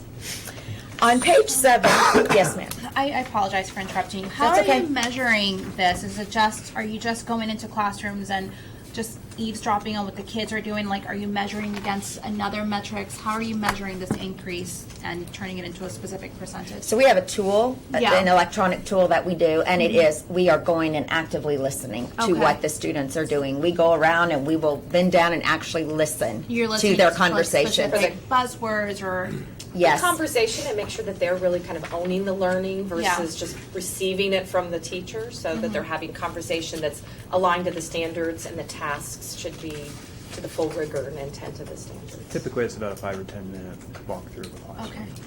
Got it. Thank you. Yeah, and I've witnessed those conversations where you guys are going in and asking those questions. What are you learning? What is it that you guys are working on? What's the key product, the key goal you're trying to achieve or learn today? I've witnessed you guys go through that process. Yeah. This is probably one of the most pivotal. I mean, it's a big shift, to get teachers and students doing that, and so that's kind of why we highlighted it, because I think we're so proud they're moving. We've got more work to do, but we are. Our teachers were, the more and more they did it, the more and more they liked it, and they saw it really as a formative check. Yeah. That I'm going around and listening to the conversations, and I can know where I need, do I need to step in, or can I hear them struggle some more and get through it. Now this is the flickers, the next thing I'd like to talk to you about. And it's on you can go into the individual readiness rates on page 7 of your booklet. So Flickers kindergarten readiness. Every student who is in kindergarten, who is in a public school, takes Flickers within the first 30 days of school starting. And the state takes that data, and then they backtrack, and they say, little Janie Respis attends Central Avenue Elementary School. She went to VPK, though, at Boggy Creek. So they're going to take my kindergarten readiness score, and they're going to track it to Boggy Creek, all right, because I attended VPK at Boggy Creek, all right? So they're going to judge how we did at my VPK based on how ready was I for kindergarten. Does that make sense? It's kind of tricky. And do we do this for private providers as well? There are private providers, yes. Is my friend in the back nodding? Yes. Yes. And if you want to jump in, if you hear anything, let me know. All right, so our kindergarten readiness scores, the ones we just got, out of 19 out of 30 VPK sites from last year, they were above that 60% threshold. All right, that the state likes us to be. What percentage of our kindergartners went to VPK? Oh, gosh. Do you have that? I don't either. Do y'all remember several years ago when we started Footsteps of Brilliance, the low? I remember the number seeming extraordinarily low. Like below 10% or something, wasn't it? No, I think it's higher than that. It has expanded because we've expanded the VPK programs that we're offering on site, and we have waiting lists. Oh, my goodness. For those programs. Not that we're trying to take away from what our private providers in the community are able to provide through the Early Learning Coalition. There's not enough of them either. There's not enough of them either, and so this board has made a strong investment in building these programs at schools across the district, and I think that in itself makes a difference. But it's still, we can get that number. Can you get Do that we for us, do we Lena? have this percentage for all kindergartners on whether they are ready or not? How they scored on How they scored, yes, Yeah. I have an.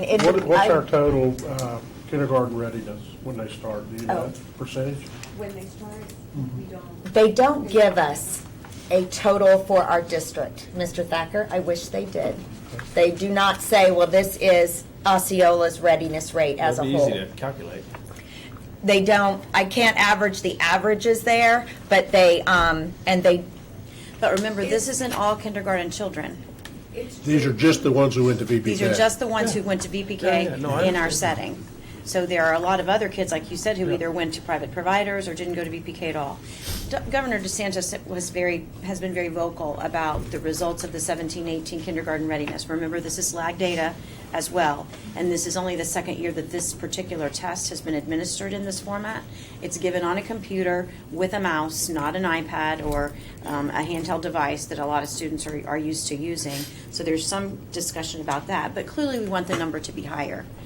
But it also is not a growth measure at all. It's a moment in time of where this child is after the summer from leaving VPK and coming back into the kindergarten setting. And I'm certainly not defending or trying to make excuses for the data. We need better data. I'm just not sure this is the best measure. But we are showing that we're doing a good job, and I think our programs, VPK programs, are quality, and we continue to work on enhancing the curriculum. Remember too that this state does not invest in VPK to the extent that you can really afford to have classroom teachers. We rely on our paraprofessionals who have additional training and support to be the leads in those VPK classrooms. But we'll certainly work to get you additional data. We can see the VPK data for the students who are enrolled in our schools. We cannot see who was enrolled in a private provider very well. That information cannot be loaded into our SIS system, but we can track. But the ELC has that, correct? The ELC has that data? Well, they should, because part of, They will post out the data. It would be the OEL, because the ELC sees the same thing that we see on the computer. But the Office of Early Learning at Tallahassee, they have the breakdown for every student. Let's work to get to a number of how many of our students went to our VPK programs and what their kindergarten readiness was overall. We've had this discussion before, though, about I know trying we to have. find the private providers so that we can answer this, because that always comes Well, they up. would Hey, give them a score, though, wouldn't they? The private We have the providers do private get a score. provider they do get a score. score. Yes, they do. Isn't that score based on their readiness? But it's just that we can't see their readiness. We don't We don't have the I don't get individuals a to. file that I can disaggregate and merge with any of our data. We can just see how that provider did, and it will tell the number of students, so we can look at the sample size, but I don't know what children went there. That's our biggest hurdle when you're ever looking at the data. I don't know who they provided service to. If they're taking this in one of our classes, though, right? Right. And then they say, we went to this VPK provider. The state has the ability to merge it on their end, so they'll get a list of all the students at that private provider, and then they'll get the scores, the liquor scores, and then they're able to merge it and give that VPK program a score, but they don't offer that data to our schools. Do we even get this data by, say, Marianne Rodriguez as a kindergarten student was at 48% kindergarten ready or 60%? We don't even get it by individual student, do we? No, they just say, they give us the individual students, but they say yes or no, and that's it. In order to see the percentage of where they were, we would have to go into Clickers and look at each school individually and look up each student to see how they did on the test. Okay, but if they say this is the 30 students and 15 of them were yes and 15 of them were no, we can get to a 50% rate. So we ought to be able to calculate that for our district. For our overall, I just don't know where private provider they're associated with. That But is- we're just saying, all of the students who came to kindergarten in Osceola County in 2019, who took the test, where are they? What percentage of them were kindergarten ready? Whether they went to VPK Yeah, I don't or care where they didn't. went. Yeah. Can we get to that number? Okay, let's do that. So then you might say, well, Yep. There really is, because there's the comparison of a sample size, how many of our students are going to VPK, how many of them are showing preparedness. When we track that over a period of education, career, third grade, seventh grade, so on, how are they tracking? Is there clear marked improvement for the students who went through our VPK program over time that stayed with us throughout that journey? Those are the type of things that we really need to be looking at. It's also where, so I guess I think about it in three ways on the initial stage. Our VPK students, private provider VPK students, and non-VPK students. Correct. And that's how we can really start to identify these tracks and then play that through their education career and then begin to see where is the marked difference, assuming that's a differentiator. Obviously, there's other factors that come into play, but that is an isolating point that we can look for to figure out how effective we are compared to others in the marketplace as opposed to students not having that. I'll follow up with Dr. Torres and Mary Ann and Jane and see what we can get to. And we asked the 2 cities in the county to help us fund some stuff because of kindergarten readiness 3 years ago. And now I'm very suspect on where maybe that readiness number came from. 3 years That ago, was they were different. using totally different Totally assessments different. to determine kindergarten readiness. Okay. And then there was Makes me no feel state better. assessment right. for a year or 2 But years. it does it in a way because now we can't compare Yeah, No, we if have- that yeah, program that has is actually been- working or not. And by the way, I've tried to work with ELC on this. That has been a And I've said, significant you've got challenge. You've got to provide the numbers. If we're going to help, if we're going to work together, you can't guard these numbers, which, by the way, I think should be, this government funded, so this should be public Yes. data. So if you're going to guard that number and just do this score, But then to how can we evaluate help you? footsteps to brilliance, that has been a significant challenge for us, is that there's not an apples-to-apples comparison of kindergarten readiness. The measures are totally different. So and they don't have a diagnostic tool or a learning gains growth measure in the system. So we can't say a kid started here and ended up here. All right now, we have been able to report, which for private providers has recently increased significantly. I don't know, I may not have shared that with you, but I sent it to the foundation last week, is the number of words that have been read, the number of books that have been read, the amount of time that has been spent in the app. The challenge has been as well that just because they're in the app doesn't mean that they're learning stuff in the app. It may just be that it's on and somebody forgot to turn it off and I am watching TV instead. It's been a real issue to try to get to an assessment of quality of the work in the programming. So instead, we've been having to rely on things like how many users have we signed up, how much screen time there is, how many words have been accessed, and how many books have been read. But it would be good to know if it was 20% were kindergarten ready 3 years ago and it's 60% now. That's a pretty good story. I'll at least try to get to a It point where doesn't we have an sound like we idea of, can say according to this measure, that. what we have now, as best we can. When does that contract come up? Next year. Next year. Remember that after 5 years, the district and the community own the program. We own anything. Yeah. I'll reserve comment on that until we have an No matter opportunity what, to evaluate if further. students are accessing words and participating in the program, no matter Yes. what, it's helping. Exactly. We know that. Yep. It's just how do we measure it to say how effective really is and what is the true ROI that we're looking to identify. Correct. And we have made significant gains in terms of community users and the amount of work that's being done in the app. I'll send you that information. We've It'd made really be significant nice to be gains able in to go our back to community. those partners that invested with us and say, Population. thank you very much, and look what happened. Yes. Exactly. Yeah, well, and part of it too is we can, when we start talking about some of this data as well, because there are contributory components that we could make linkages along the way. That we had this program as part of our overall initiative, coupled with our expansion of school district VPK programs, coupled with you know, I mean, you can start to build that pathway. If there are barriers that exist with getting the information that you're talking about from Tallahassee, let us know those things. You may not have any issue. It may just be a simple thing of calling whoever your liaison is, and that's fine. But those are the type of things that any one of us here have relationships Especially with, you. that we could pick up the phone, call, or meet with somebody while we're there and say, hey, this is really important data. And the governor is keyed in on the importance of early childhood education. Yes. And so hearing from school board members or school district employees that if we had this information as well to compare private provider to district provider to non-VPK to VPK and those type of data points, it will ultimately justify the expense, which is incredibly important, but also show the net result over a time period.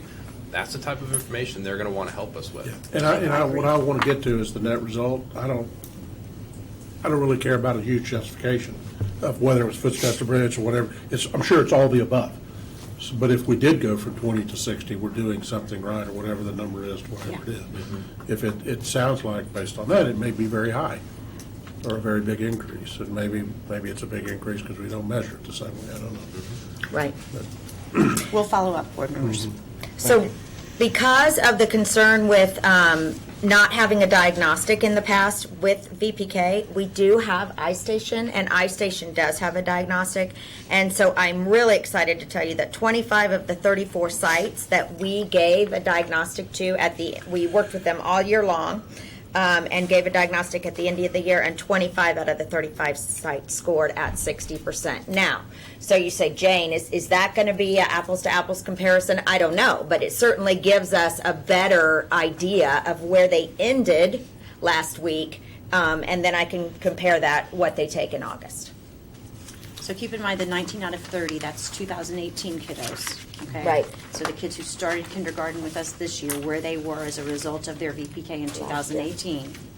This data for my station is 2019 kiddos. Where they just finished with us, they'll take flickers in August when they come to kindergarten.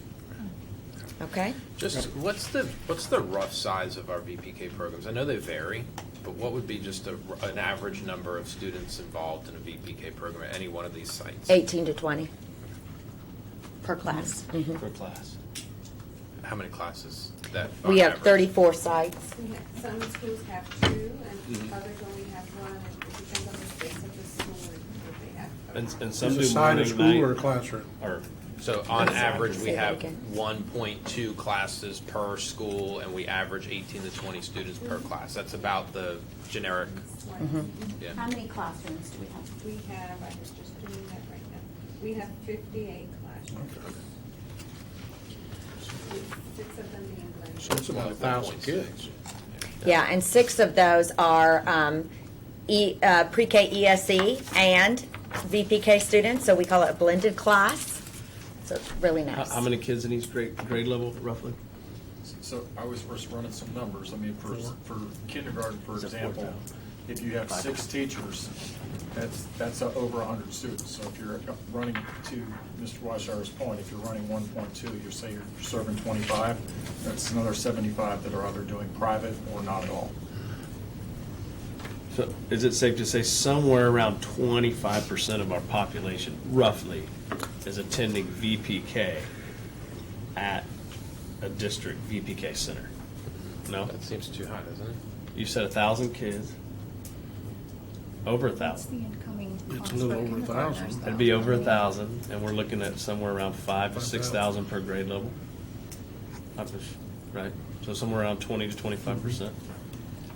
I mean, and that's rough, and I know it varies every year, but And you said that number's 3 times on it does sound high. outside? That's what I was saying. So I'm just saying that if we just averaged it based on 6 kindergarten teachers per school, if that's, you know, but there are some that are more. But I'm saying if you have that 1.2, 20, 21 kids at a school, you have 100-plus kids, that would mean that we would be serving 25%. about 25%, but I think it's, I think I would have about it that's a different high. way. Got to the no- It just sounds high. That's why that's back of the napkin math right there. Back of the Back of the napkin. This is called Good. academic discourse. This is called discourse. That's exactly right. It's making me so happy as we get ready for 1B, I cannot even And we're tell showing you. our work how we both got there in different ways. That is right.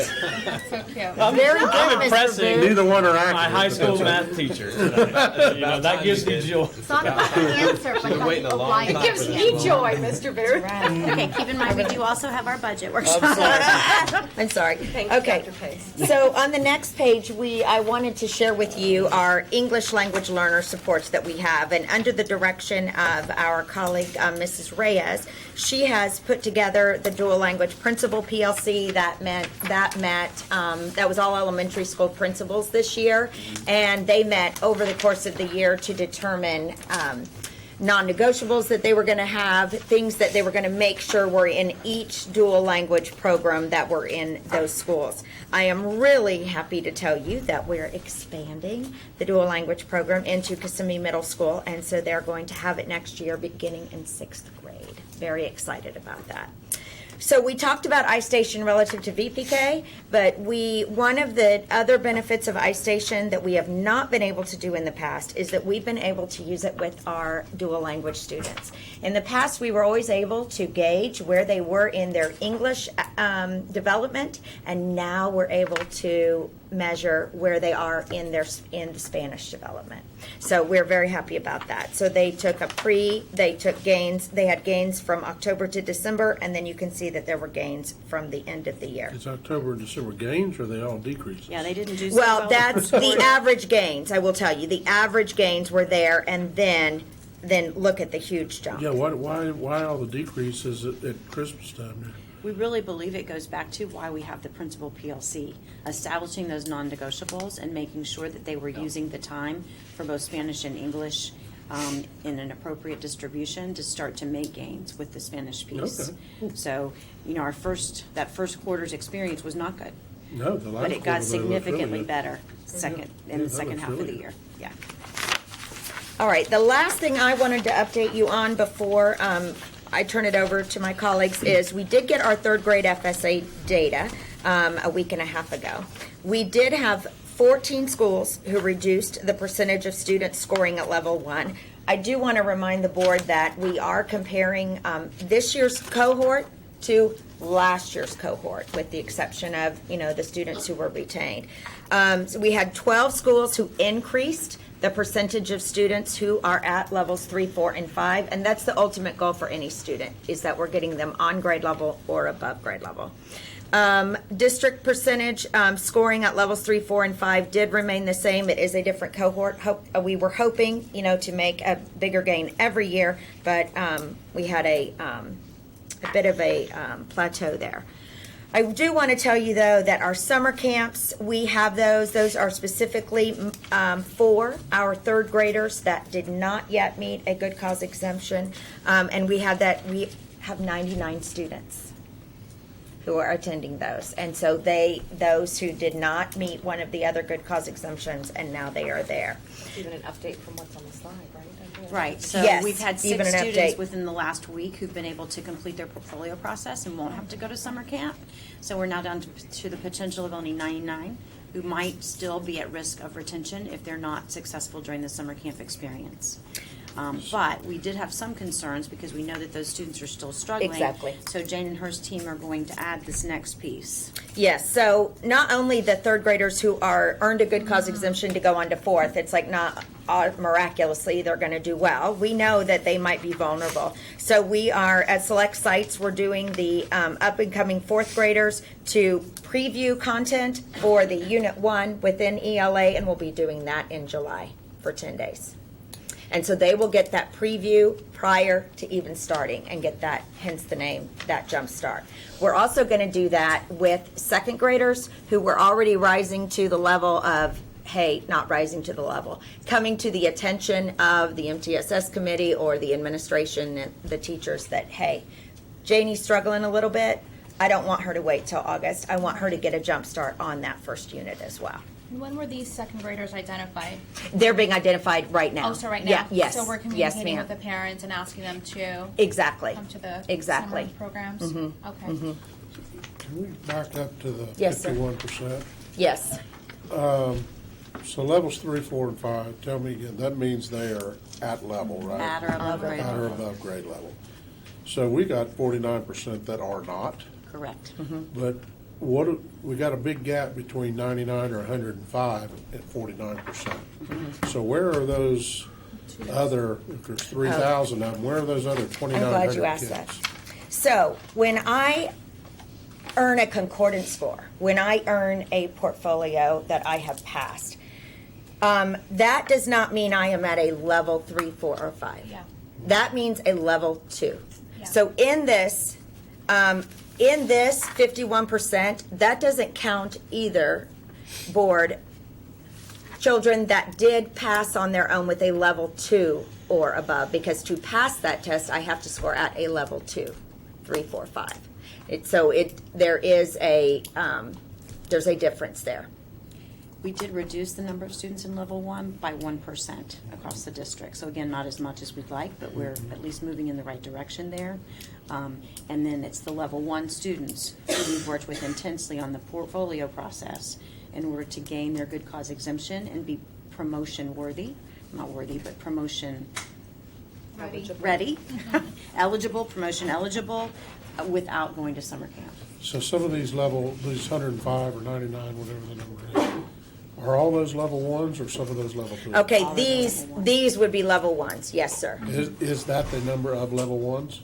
No. Okay. No. With the portfolio, right? You got it.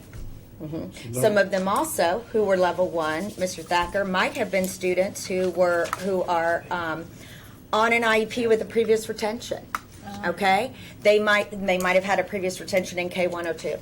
All right, they might be students who are ELL who just entered the country for less than 2 years. All right. Not that, I mean, we expect them all to perform, but we got to remember that with third grade, 42% of our students are either ELL or ESE or both in this district. On a level one, we had a few level ones that the state also recognizes that if we took a diagnostic of iReady and diagnostic 3 and I made a certain score, that would count as a level 2 or higher. So how does our, I mean, I guess we don't really know retention rate yet because we don't have the 99%. I mean, the 99 students. I won't We don't know yet. that. I will Okay. at the end of June. Okay, and that's the same for all the other counties as well. We're not going to have those numbers. No, not right now. There's the first survey in July, and there's several surveys we look at, and I rely on my REA group to Are there things we are not doing to help this 49% due to the fact that we are 67 out of 67 in funding in this state? If we were 30 out of 67, would we be able to do things that we are not doing that would make a difference, or is it does not matter? You follow my question? I do, and we've discussed this before. We are doing everything we can within our means. What I've asked Jane and the team to do, and since we've been really digging into these results, is to look very carefully at our Tier 1 curriculum, at our curriculum maps. Last Friday, we invited the high-impact teachers from this third grade result. So our REA team disaggregated the third grade data and found the teachers across the district who had the highest FAM results. In other words, their students showed the most learning growth. Jane met with those teachers on their own time. They came in on Friday, the last post-planning day. I think 22 of them, 20-something of them, came in to talk about what they did that was successful so that we could decide what we're going to do differently, because we know more of the same gets the same results. So what are we going to do differently to try to provide more support and to make sure that that Tier 1 curriculum is truly sound?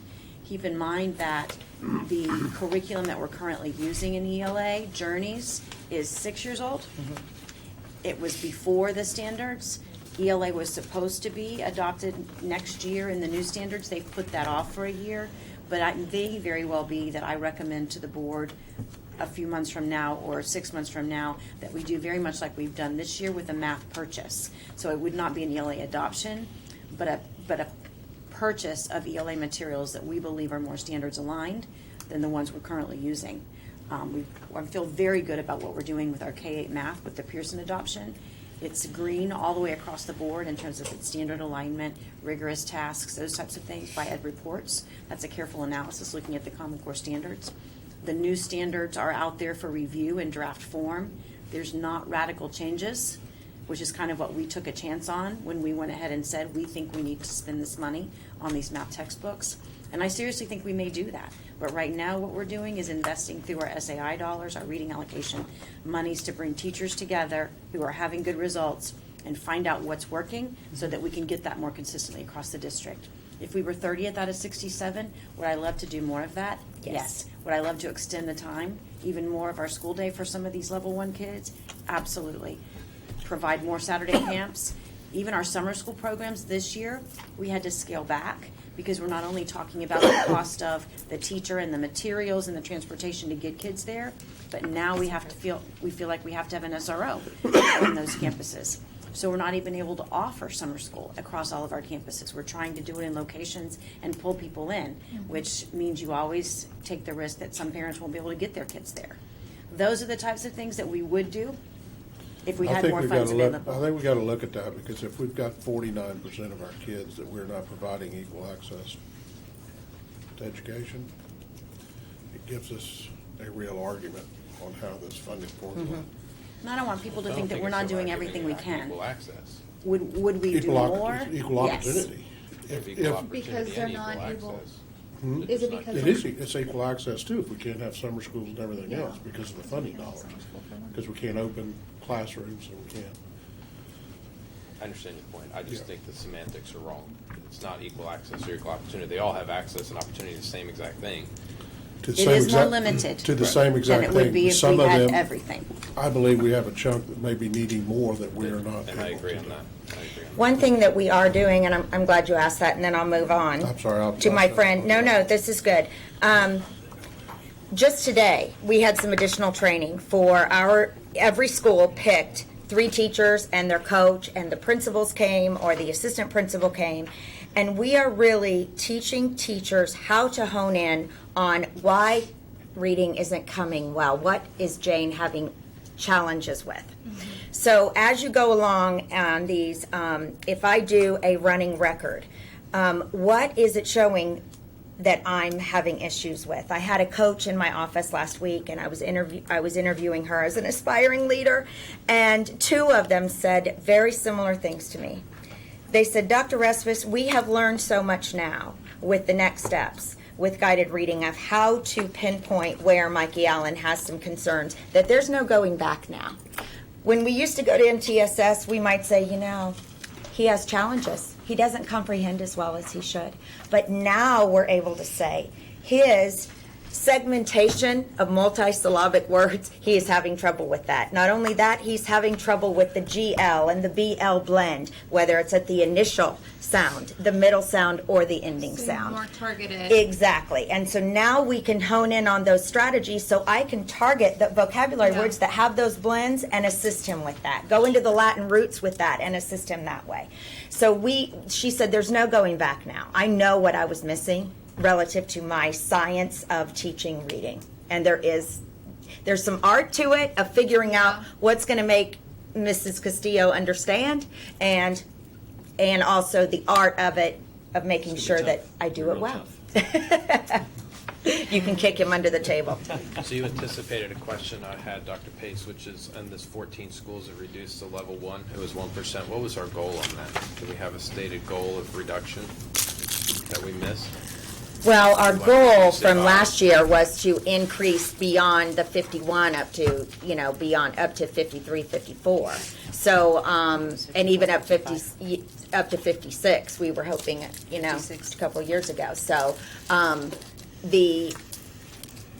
we did move, I believe,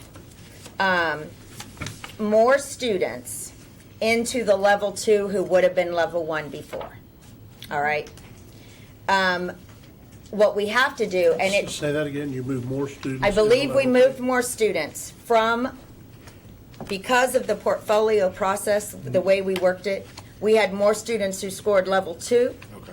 I have to, than would have scored before. They probably would have scored a 1, to tell you the truth, because they had all of these multiple opportunities with that complex text. I understand your point. I think it's going to be important, though, if we're using this as a gauge, that we put a number to that as well, that this year, coming up next year, we want to make That's sure a great that we're point. reducing And the that is in number our by- full strategic plan. I just Yeah. didn't bring that document with me, It's what fine. that number was. I think it was 55, 56%. Well, I understand that. And we still have our 4th and 5th grade scores and but overall scores. But I mean, too, it's breaking down the different parts of that. Increasing from 51 to 56 is the high level, and then what That are was the correct. sub-points to that? It's reducing the number of ones, not by 1%, but by 4%. It's by increasing the 3, 4s, and 5s by 8%, whatever those numbers are going to be, so that, okay. Yep. But that challenge, what you said, is different every year with each cohort, right? It is. I mean, and so, to quote Mark Twain, lies, damn lies, and statistics, right? I mean, 51% could be a really, really great number. I'm not saying it is. I'm just saying it could be if we were to have received 2,000 second graders that didn't speak English or were ESE. I mean, you understand what I'm saying. I mean, all those things that make it harder to get to that level, right? So, again, it's hard to pinpoint one number. I mean, correct me if I'm wrong. I'm No, just you kinda are talking. correct in that. So we can say we're shooting for this number, but each year is going to be a different challenge. And that's why the growth measures are so very important. But I think this still goes back to the fact that we know that our teachers are working really, really hard. Yeah. We see it every single day. Absolutely. So we've got to make sure, from a district standpoint, that number one, we're providing them the right resources to use consistently across the classroom and the right coaching and support to help them achieve success, so that it's the right work that they're doing, not just hard work. And that's what I'm really pushing this team to make sure that we're doing. Yeah. The support is so important because we know that there's 8,000 plus dedicated people that really want to move the needle. But in any profession, if you don't feel like you have the tools to really be effective in doing it, it becomes very frustrating. Yes. And we can help avoid that by making sure we're layering the support at our level to the classroom. That's what we're doing. Do we feel really good about the fidelity of the portfolio measurement? In what, when you mean the fidelity of it, what? The can you- number of kids that we're saying are not level one, they're not getting to be level 2, 3, 4, or 5 by taking the test. And I get completely, a lot of kids It's a don't level test. 2? Uh-huh. Do we believe that the portfolio review or acceptance is thorough and rigorous, not just let's move Johnny Right. along? Well, and I think that's an important point, because one of the things, I'm not expert enough by any stretch of the imagination to judge a third grade portfolio item task. That's not what, Right. it's just not my area. Put that on the table. Well, But maybe that's my one of the question. Who reasons- does judge it? Is it the classroom teacher? There or- are, well, they are based on standards. Then the passages have a range of, of Lexile range based on grade level text, or just like higher level second grade into some of the third grade level text. So there's a Lexile range on them. Some of them are very challenging. I'm just going to tell you. Okay.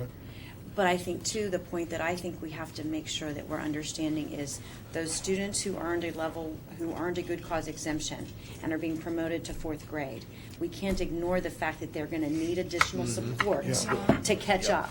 And that's one of the reasons why we're also pushing the team for that summer jumpstart program for our rising fourth graders, so that when they first get to fourth grade, they're not immediately feeling like a failure. They're having some success. They've had some preview of content.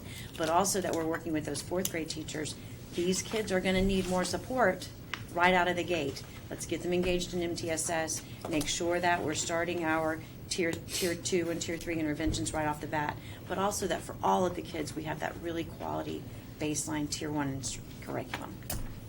How much communication happens after? So use third grade retention as a point. Jane doesn't get retained, but is able to go through, goes through the portfolio process. How much do we communicate going into fourth grade, fifth grade, sixth grade, and so on with the parent about how Jane's progressing on a regular basis and how much they need to be aware of it? And I'll use an example to make a point. A parent contacted me at the end of this school year only because their child wasn't able to go to a dance or a promotion ceremony or something like that. That was the trigger point. Like, what do you mean they can't go? And then they were like, well, and by the way, he failed this and she failed this and this. And I'm like, well, you should have called me like 2 years ago and we could have started working on this. Yeah. So the point for the parent was, well, you guys didn't hold Clarence back and he wasn't ready and you pushed him through and now here he is 8th grade and he's not going to be able to Still can't go read. to his promotion ceremony. And I told the parent, I said, look, I don't believe that Clarence was just pushed through, number one. And number two, you have a responsibility in this equation as well to make sure that you're communicating with us and being engaged with the teacher and the principal at the school level. I say all that to say those type of instances always bring a degree of awareness to the importance of this this bilateral agreement that we have between home and school. I do recognize, just being a realist, that there are unfortunately some parents, it doesn't matter how much we communicate with them, they just may not take the actions that are needed to really support and enable their child to succeed the way that we know that that child's truly capable to with the right support. But the point of my question is, how much are we really tracking along and how much are we really documenting intentional communication with that parent so that they don't get to 6th grade, 8th grade, 9th grade, 12th grade and then we deal with it. Because we know that there's a compounding factor that's happening all the way through this journey, and nobody should be waking up at the end of 5th grade and going, what do you mean I can't go to my promotion? 8th grade I can't go, 12th grade I can't graduate. So what do we do? So there's the And that's regular. not really just you, it's everybody here. It's just, I mean, So not only when a child is having issues in MTSS, parents are invited to the table. They are notified of that when they're in Tier 2 services, Tier 3 services, those kinds of things, which are extra layers of support. Additionally, you have the interim progress report, the report card. I am always harping, if I'm having challenges with that student, academic challenges, and I'm even considering retention, that is a conference that requires the personal touch. That is not just a checkbox of your child's at risk of having a retention at the end of the year. That's not how you need to receive that message. That is, I need to get the parent on board and we need to talk about it because we still have time to turn it around. So that personal touch is really important. I will tell you that will vary. Mr. Weisshire, about depending on the finesse of the teacher, depending on how well that teacher knows that particular child. let me ask this though, and I understand the point, I really do. How much do we formalize though that process as a school district in communicating with our parents regarding the deficiencies that exist with their child's progression through their education career? That's, I think, So we have a lot of thing. formal notes. I mean, I think Yes, in through Focus, we MTSS. document in Focus about the MTSS process, inviting the parents to the table. Counselors keep notes about, even when you're at the high school level, conversations and communication with parents, conversations with students. So I did. I'm not doubting we do it. I'm asking just to understand because I don't see that product. That's not the space that I operate in as a board member. I do know, just to use this particular instance again, one of the breakdowns was, and I truly believe this, and the parent by the end of this hour-plus conversation got to the point where she said, look, I would have helped. I don't know how to help. I didn't even know what the grading scales meant. I didn't know that 3 Fs all the way through the first 3 grading periods would ultimately compound. I thought as long as he got a B in his last one, he'd be fine, or a C in his last one. So there was a lack of understanding of what that was, and all that was is really anecdotal. The bigger problem, which is what is the true progression that these students are trying to go through, and we're trying to make sure the parents understand this is how this process really works. Well, and I really think that that's kind of where we go in our next strategic plan when it comes to community engagement. You've talked about helping parents be more understanding of and accepting of their responsibility as partners in this process. So part of it comes out with that intentional communication about each child's progress with the parent, and then helping them understand how they can help. We've been doing some good work in Leslie Campbell's shop with our Mommy and Me programs in that early learning space of helping parents understand. But then very often as children progress, particularly in the middle and high school, that communication stops. And it becomes just about, there's a book fair on Friday night or a SAC meeting on Monday. And I think that's where we can be more intentional.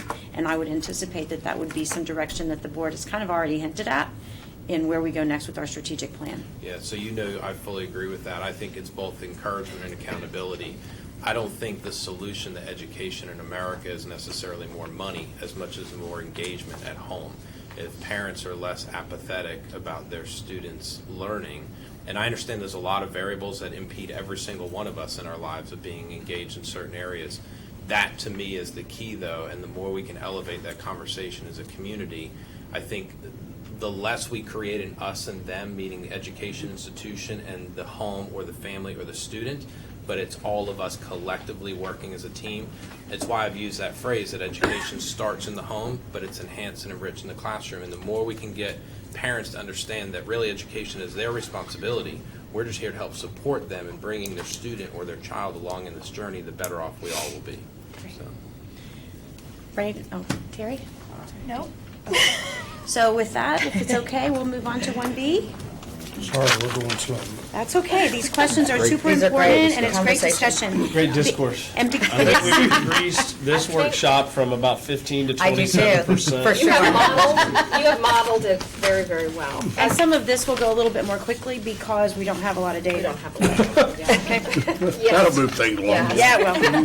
In 1B, Our discourse will our go strategy 1B for mathematics, we have just a couple of things we want to highlight. You know, we've made, this has been a lot of emphasis and focus this year on mathematics. So again, we start with the learning cycle data. We have, over the course of from learning cycle 1 to till the end of the year, we've had visited 963 mathematics classrooms. And again, that focus on discourse, really a big shift in the mathematics classroom, getting kids to talk with each other about explaining the process, talking about how they're solving problems. And you see a pretty doubled, obviously, from 14 to 28% as we compare learning cycle 1 to 5. So very proud of that. The other thing we can focus on for second semester is the professional development that we have offered at each level. You know, this year we were able to have a coordinator for mathematics, Tammy Deary. We feel extremely proud of that and very happy to have her on board to be able to focus our intentional support at each school and differentiate the needs for each school. So at the elementary level, we really focused on math talks, getting students to verbalize. Again, it's all about explaining, previewing, reviewing topics at the elementary level. The middle school level, they have really honed in on both the student data, but also the learning cycle data to individualize teacher support and also individualize the support in each of the PLCs. And at the high school level, we've had our Carnegie partner with us that's been working side-by-side coaching with the teachers with our most fragile courses, our algebra and geometry, to really to work with those teachers and provide support also for the math coaches in the schools where we have math coaches. So as we're kind of moving forward, a couple of things we just want to highlight about math would be, you heard Dr. Pace already talk about the math purchase that we're doing, the K-8 Pearson materials, so we're very excited about that. Again, the reports and the research on that has been very, very strong.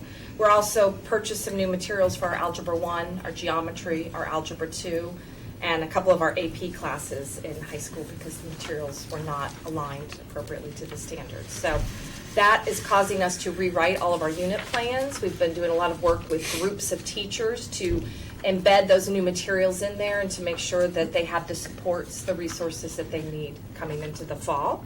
We're having our first ever summer K-12 Math Academy this summer, actually next week, the 12th and the 13th.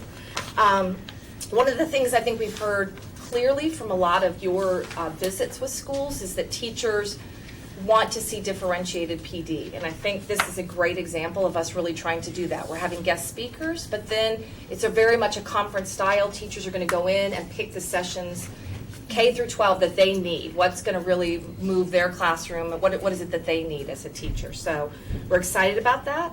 And then afterwards in the summer, there's going to be a follow-up day that they're all invited to come back to where they can work on embedding what they learned into their lesson plans to start out in the fall. So it's really a PD to practice day. Nice. They'll take those new unit plans, they'll take what they learned and start working on lesson planning for the next school year.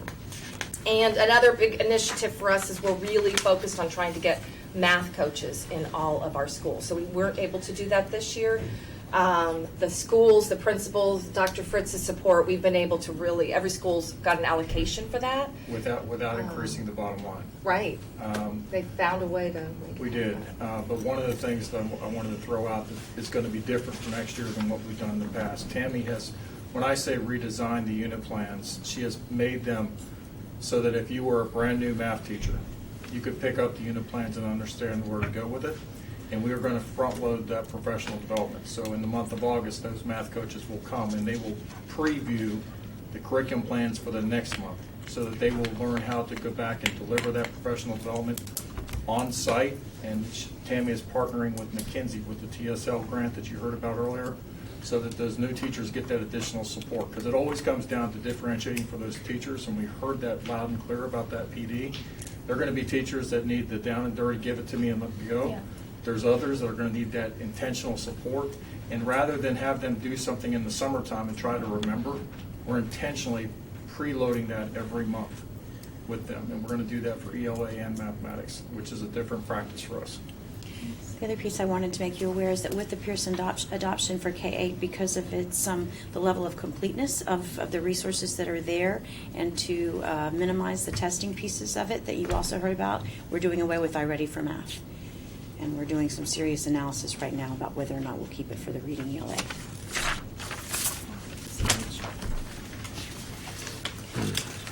That brings us then to strategy C, our college pathways. A lot of this information you've already shared, but there are a few things that we would highlight, and it is on page 11 in your book. And so focusing on our gifted and acceleration plans for the district, you'll see our gifted data here. Remember that we have been doing gifted screening to our second graders. This is the first year we've been able to offer that to every elementary school.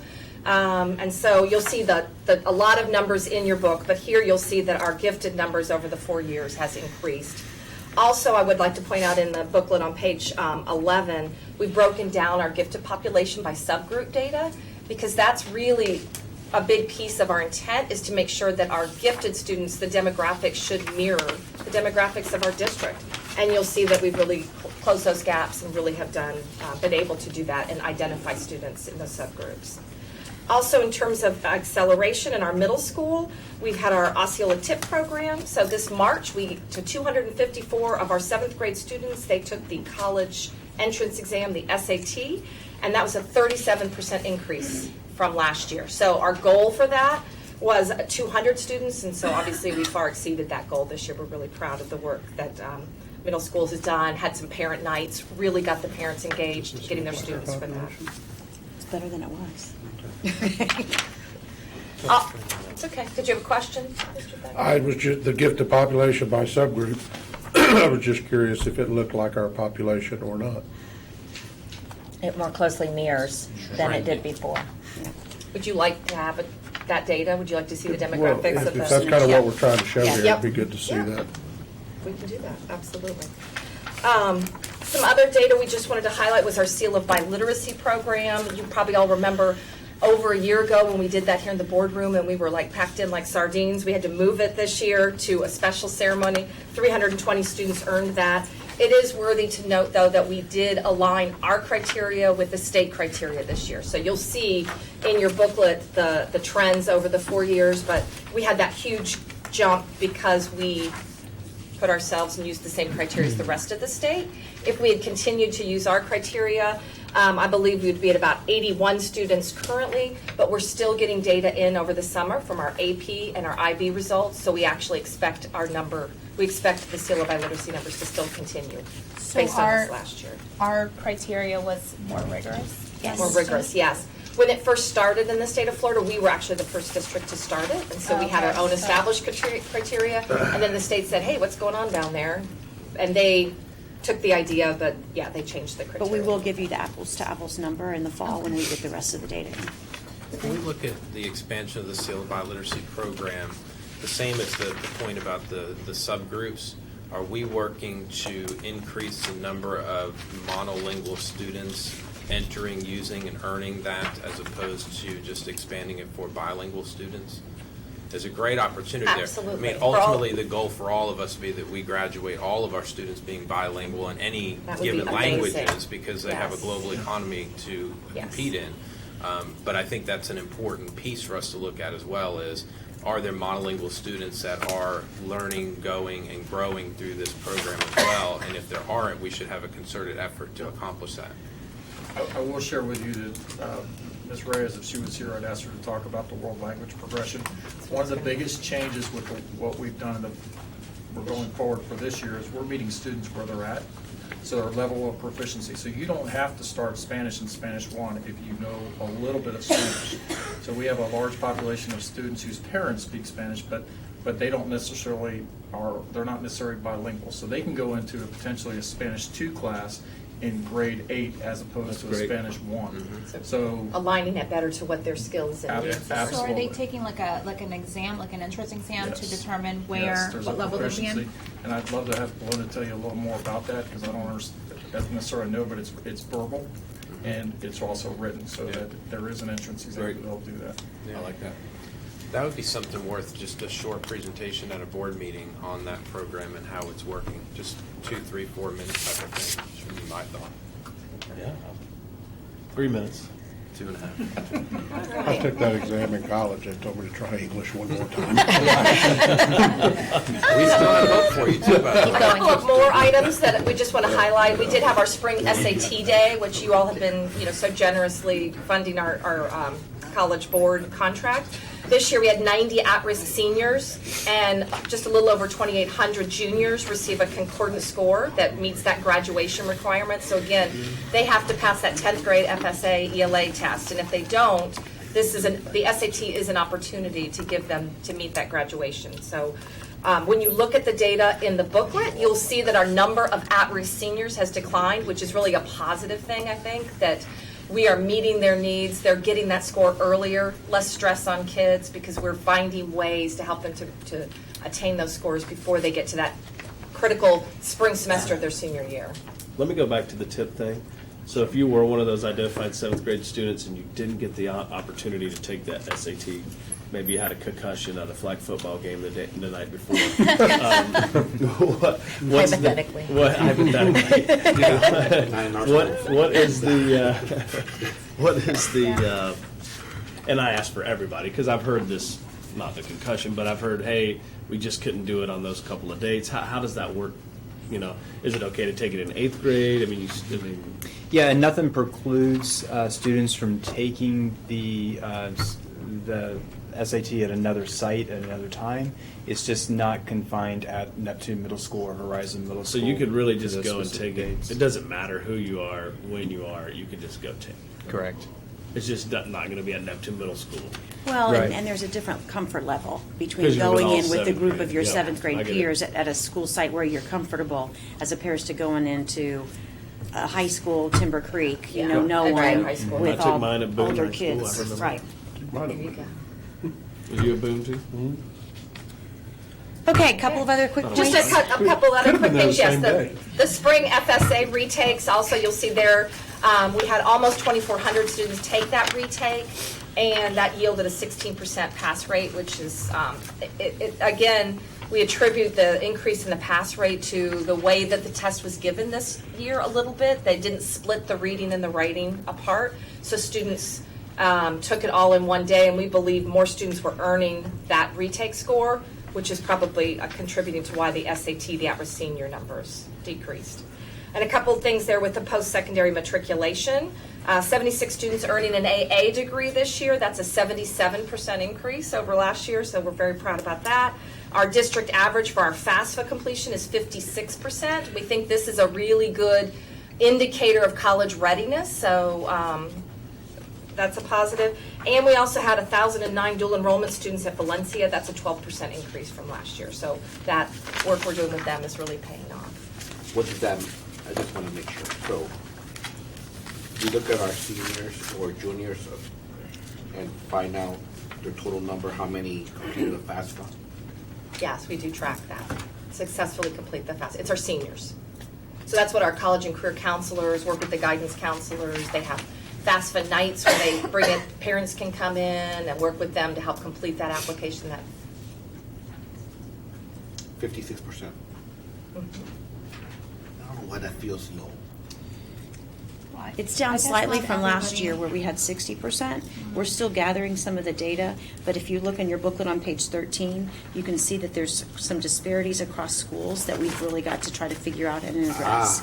And that is something that Anthony will be working with, along with Take a look Dr. here real Reinhardt, quick. at those college and career counselors. Because you can see a significant difference among some of the schools, and And that's I'm learning too. concerned. Anthony has shared with me also that there's kind of a concern across, I believe, the state in terms of FAFSA completions, and they get flagged. It's sort of complicated. He was sharing with me, but he's actually been to some conferences and things where they're talking about this. How do we improve this across the state of Florida? It's a convoluted, just from a parent perspective, my own, it's not an easy By the way, application I- process. So Yeah. let me be a little. It is annoying.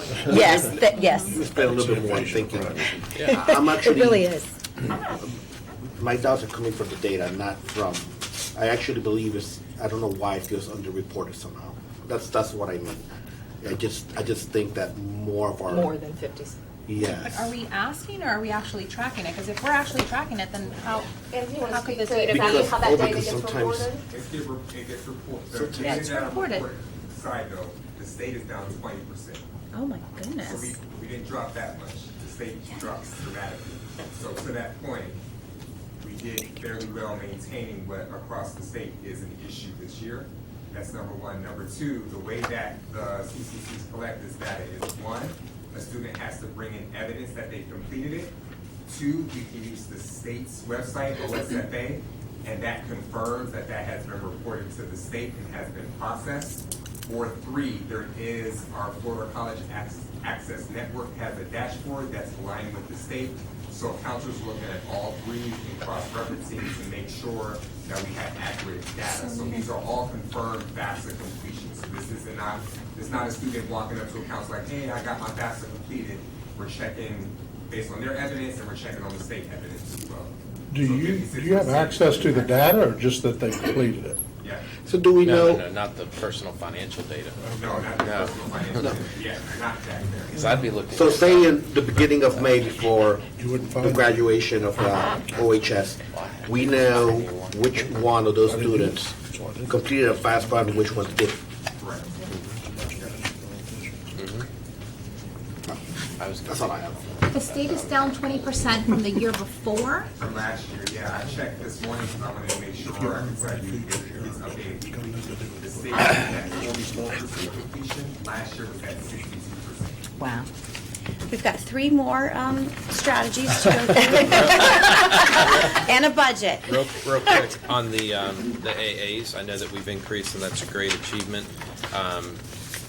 We don't have to have this now. How are we doing with that program and our partnership from a funding standpoint? Because a lot of costs was shifted over us with dual enrollment programs 3 years ago, I think it was.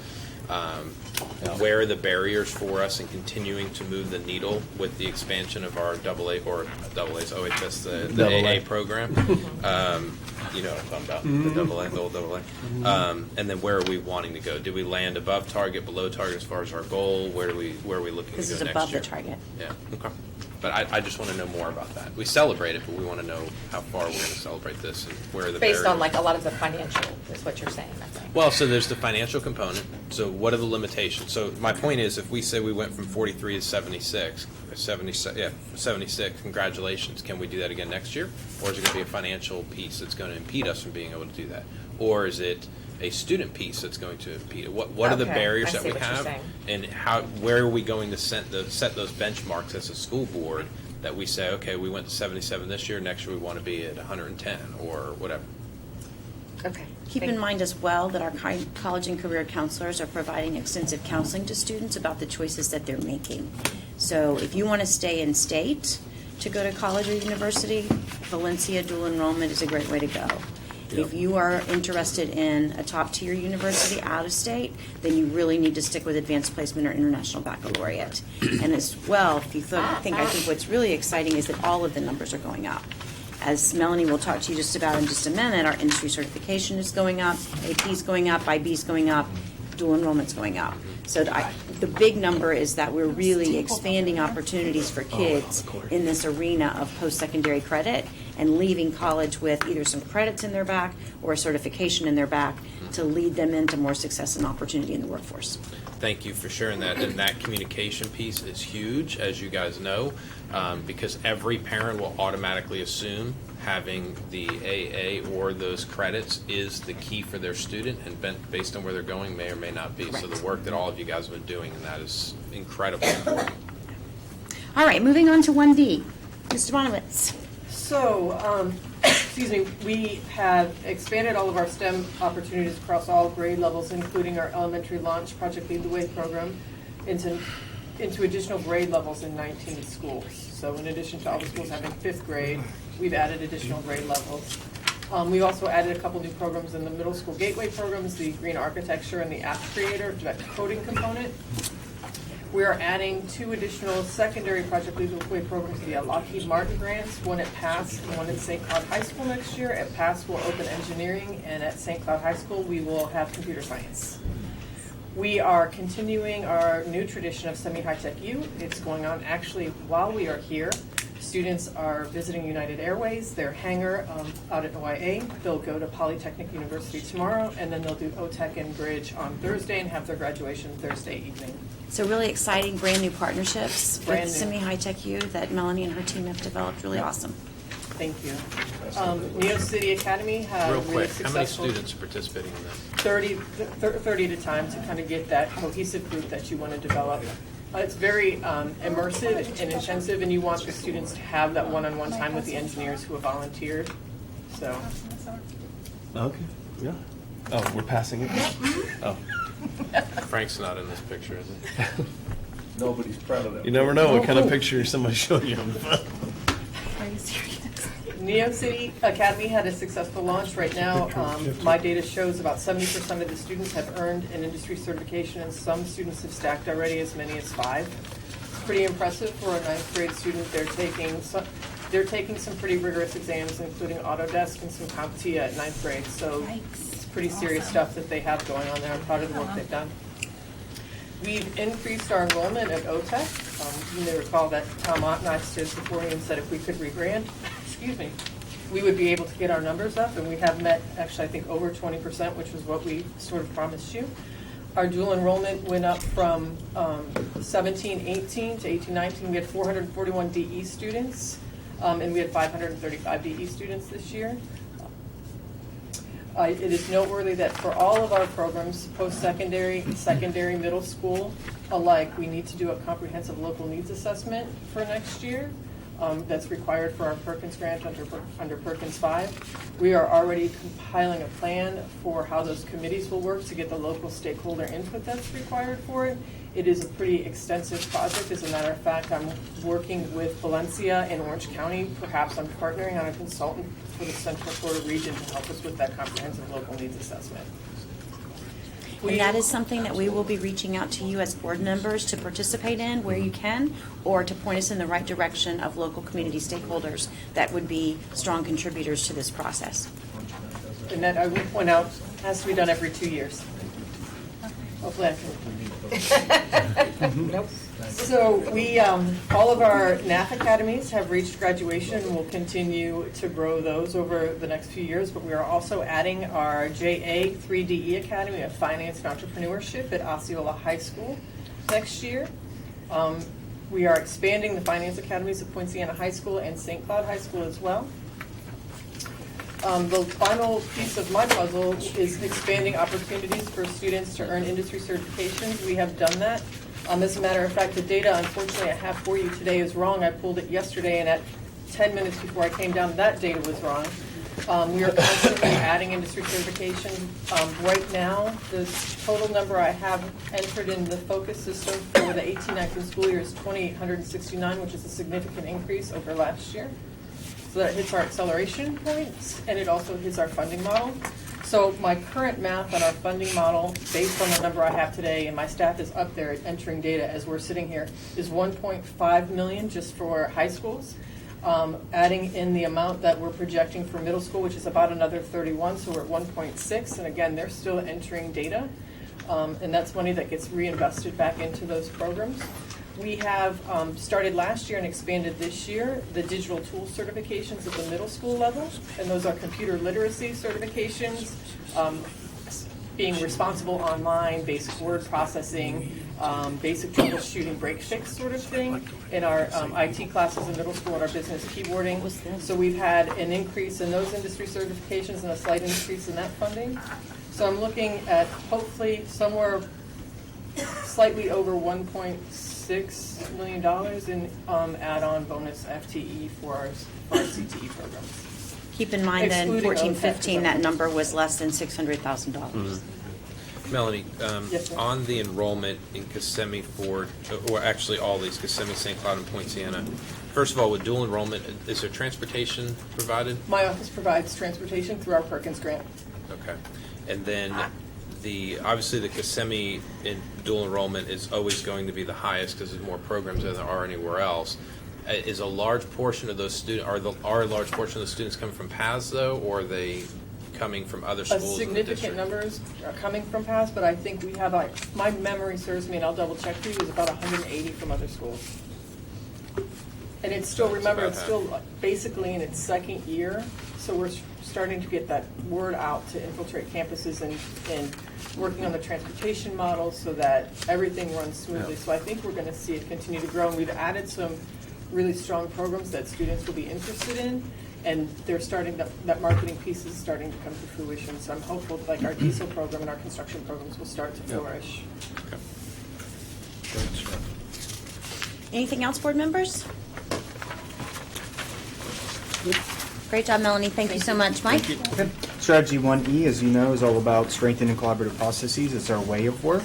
And as you can see in the graph, there's been substantial increases that have been made between the first and the second semesters relative to the fidelity of our 518 school professional learning communities, as we say PLCs. We measure this through what we call 7 stages data, which indicates 26% increase in teams that are high functioning, and that's in our stages 5, 6, and 7. We attribute that largely to what Dr. Stryker was speaking of earlier, the school stock take process. It's one of the measures that the schools were asked to consistently measure throughout the year and keep track of. Another concerted effort for us this year has been expanding and strengthening our ePLCs, or electronic professional learning communities, to better connect our teachers of singleton courses across the district via virtual platforms. The number has increased from 42 from the beginning of the year to 54 now. That number includes all high school AP courses, middle school geometry and algebra teachers, because those really are single courses at most of our middle schools as well. And in addition, elementary, middle, and high school gifted, arts, just to name a few others that are using virtual platforms. And then finally, this spring, worthy of noting, we formed a recognition program for our one elementary, one middle, and one high school collaborative team that were exceptional. And so much in feature teacher fashion, Dr. Pace and staff just last Friday went out to schools and celebrated great collaborative work and collective responsibility for all students. Okay. And that brings us then to Darla and 1F, social emotional. Yes, thank you. As we wrap it up here on Goal 1, this is the developing and sustaining a safe, healthy, caring, learning environment. The key activities this past year, this is our second year, is we'll have a teen summit that's planned for August 29th, 2019, and that will be via the Valencia Peace and Justice Institute.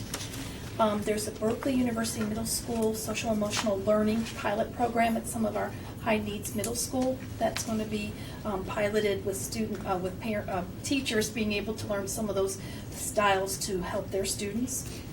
The next 2 items are both DCF funded, and that is in accordance with Senate Bill 7026. They need to do that. But the importance is that we've had 35 students that have been referred to the Community Action Team, known as CAT, and that's been since December 2018. And that's wraparound services for the families. Our importance here was that it's a regional where you have Orange, Seminole, and we really wanted to get Osceola in that part. So we really had to be persistent to making sure we got our share of that, and that is working well. The next item is also DCF funded under Senate Bill 7026, where we've had 50 students that have been referred to the Mobile Crisis Response Service Unit. Again, that is a wonderful service where they will meet a student who's in need anywhere. Parking lot at Walmart, at home, over the weekends, on the holidays, and it's typically up to the age of 18. They're going to go up to the age of 24, and they will be at that site in less than an hour. They shoot for 30 minutes, but they have to stay less than an hour depending on traffic.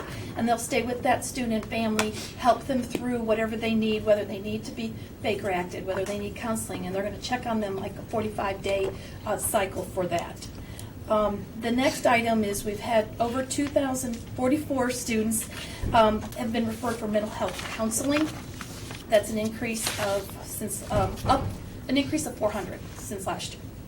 Dara, when you say referred, is that referred by a school district employee? It could be the parents, or who can do the referral? It can be any of the employees. It could be the parents' request. Your friend? Okay. And we have in our student information system a way to track that, where we know if they are receiving the services if they've been, there, or if they've left when they come back. So we make sure if they've come back and we're worried about them, that there's a way to track that. And it's like a pinwheel that our teachers, well, actually our counselors and administrators get to see to make sure we're keeping track of our students and their needs.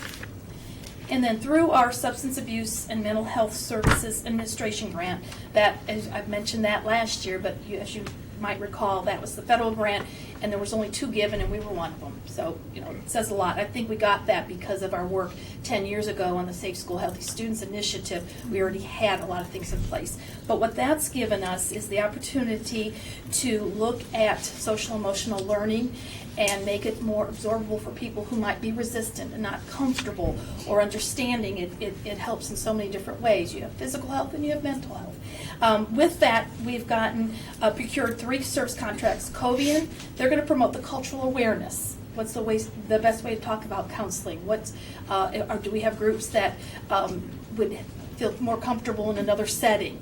Is it more comfortable at home or at school, or what they might do? And they're experts in that. Trace Enterprise, also doing business as Reach, will provide the social marketing, again, under those grant-funded items. And the National Federation of Families will provide services for families. And again, the continuation of wraparound in empowering our families to seek help, being able to talk to school personnel, knowing what academics is about, helping them to understand so that they can help their child best, and making sure that they're getting everything that they can to be successful. So board members, that wraps up our report on this particular strategic plan. Your questions, your support throughout this process mean a tremendous amount, both to me as the superintendent and certainly to this team as we work hard. There are 2 other documents at your seats that I might want to just reference. One is the typed up version of our Who We Are that we talked about when we were together at Master Board. And the question is, would you like that to become a part of our strategic planning document? And then I took the liberty of putting together what I would consider kind of a draft framework for our upcoming strategic plan based on the discussions that we've had. You all identified basically kind of keeping the same buckets of academic success, talent management, fiscal responsibility, community engagement, and governance. It's my recommendation that we think about putting those 2 together and then adding as a separate bucket the school safety and security, with the new emphasis coming out of Senate Bill 7030, Governor DeSantis' leadership, certainly Commissioner Corcoran, things like the grand jury. I feel like it's something that may just need to be a priority in and of itself. And underneath each of those is what I would consider just some rough startings for strategies. Clearly, we have goal statements that we need to come up with. But then in terms of strategies and under academic success, we would continue to focus on literacy, math, and acceleration. Under talent management, we've still got to continually focus on recruit. You all heard a lot through your listening tours about the importance of high-quality professional development. So that's the development piece. And then under retain, I really want to push us to get to culture. What are we doing to make people feel valued and supported and engaged in the organization so that they want to stay? Under fiscal responsibility, yes? Am I allowed? Yes. So, and maybe Frank can help on this. We're 67 of 67. When are we going to have, and I've been talking about this in our executive sessions for a while, when are we going to have a real discussion about supply and demand in the teaching field that says, I really need AP chemistry, physics teachers, I really need ESE paraprofessionals. I have 8 million PE coaches. I have thousands of K-1-2. My wife was a second grade teacher for a long time, so withhold comment, but they're very, PE and K-1-2, very important, but the supply is high. When are we going to have those discussions about breaking and meeting our supply and demand? And we're 67 out of 67. We got to quit playing the game the same, which is bowing down to bargaining units and actually making a stand and saying, you know what, we need AP chemistry teachers. We need AP physics teachers or whatever. I don't know. You give me all the needs. I know So that's what I two hear of them. you saying is that you really want us to look under our recruit alternative salary structures. Yes. We need ESE paraprofessionals. We can't put them in we don't have enough. That's what I'm hearing from several of our high schools, that all year long we were just filling in some of our ESE our really what do you call them? The really high needs classes that we didn't even have teachers, we didn't have paras in there. We were just trying to make work. do. That's how would you do it in a business? You'd pay people more and you'd get them in there, and you'd encourage people to get into those fields. We have got to quit bowing down and really make a stand. We are 67 of 67. We don't have a choice. So I just wanted to make that point on talent management, so thank you. I'll get off my soapbox now. Under fiscal responsibility, I continue to believe that we have additional savings to find in energy and waste, and Shane and Mark and the team are devoted to doing that. Key performance indicators is a way that we need to measure our operational efficiencies, and then looking what we can do to continue to be more efficient there, Medicaid funding, those types of things. Clearly, because we are 67th out of 67, strategic use of our resources, time, money, That's where and I'm people going. are going to be absolutely critical in everything that we do, particularly if we want to try to get to a point where we can find dollars for salaries to help be competitive in this environment. Under community engagement and governance, we've come so far in terms of perception in the community and in the region of education in Osceola County. I really think we've come a long way. You heard several different opportunities today where we've been invited as a school district to present at national conferences because of the work that you guys are guiding and leading. But internally, we know, based on your listening tour visits and other conversations and surveys, that we've got some work to do with our internal stakeholders. So I think that should be a focus. In terms of the choice, parental involvement, I don't know exactly how to say that, but I think I know what you want, which is really more about parental engagement, really being a partner in the process. It's just a matter of coming up with the strategy and goal statements. And then continue to tell our story. I think that's a continued effort that we have to do. And then finally, under school safety and security, that would basically come down to three elements. Continued focus on the social and emotional learning pieces, needs of our schools. We had some good conversation last week with a program out of Stetson or Harvard or Harmony. It's a good baseline curriculum that I think we could potentially help to incorporate. They've been piloting at Flora Ridge with some success. Mental health procedures training. There's now 8 hours of training that's mandatory for all school district employees. It doesn't have to be all done in the first year, but it has to be done over time, and we have to prioritize some of that. So that's just going to be a critical part of the work. And then finally, what else can we do to tighten our procedures and our buildings for school hardening? So happy to hear direction from you all. Are we on the right track with the framework? Are there things I've missed? Is your school hardening, is that all inclusive of school security? Yes. Or is it, it's not just structural? Not just structural. That includes procedures. Radios, cameras, that work and all that radios, stuff? yes. Yeah, Okay. the drills. Okay, no, that's fine. The drills. I assumed, I just wanted to We make received sure. some pretty direct correspondence on Friday from Commissioner Corcoran. That's very direct, and we'll be following it. And there's a slight change, right, from our 1 through 5, but I'm on board with this. We're on the right track? You got it. Okay, the next steps would be for me to work with my team over the course of the next month to 6 weeks, really work on goal statements, strategies, clear metrics that have a reasoning behind them that we can then bring back to you in August as a draft to help guide our work and move us forward, and then back for final approval with the budget in September.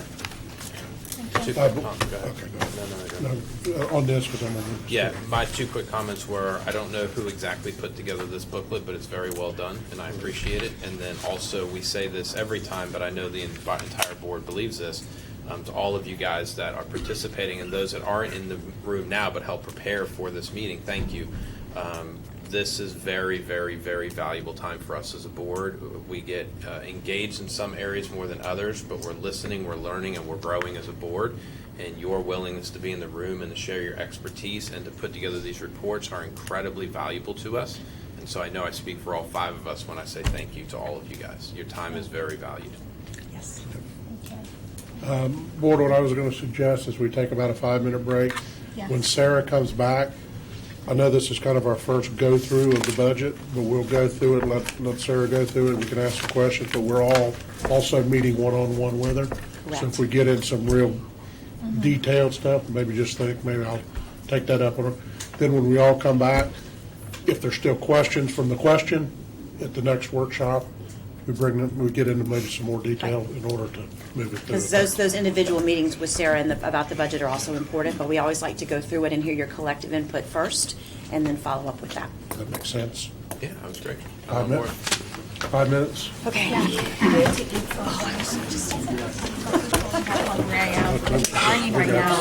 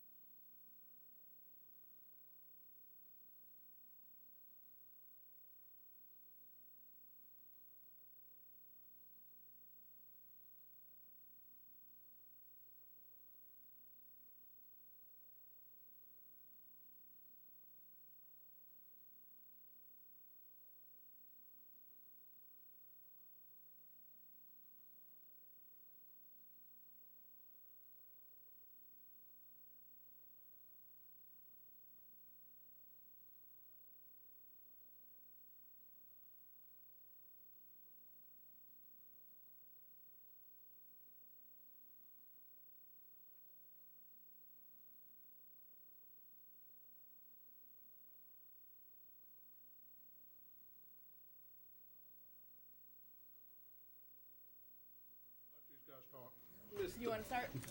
Yes. Or whoever wants to start. Okay, I'll take your Wanna say seats. anything? Class is about to start. Okay, board members and the chair, we're happy to present the first draft of the school board budget workshop. As you mentioned prior to our break, Ms. Graber and Mr. Gonzalez will come back to meet with each of you individually. If there are any individual questions or concerns as we go through this, you're happy to ask them. We can always get additional information for you.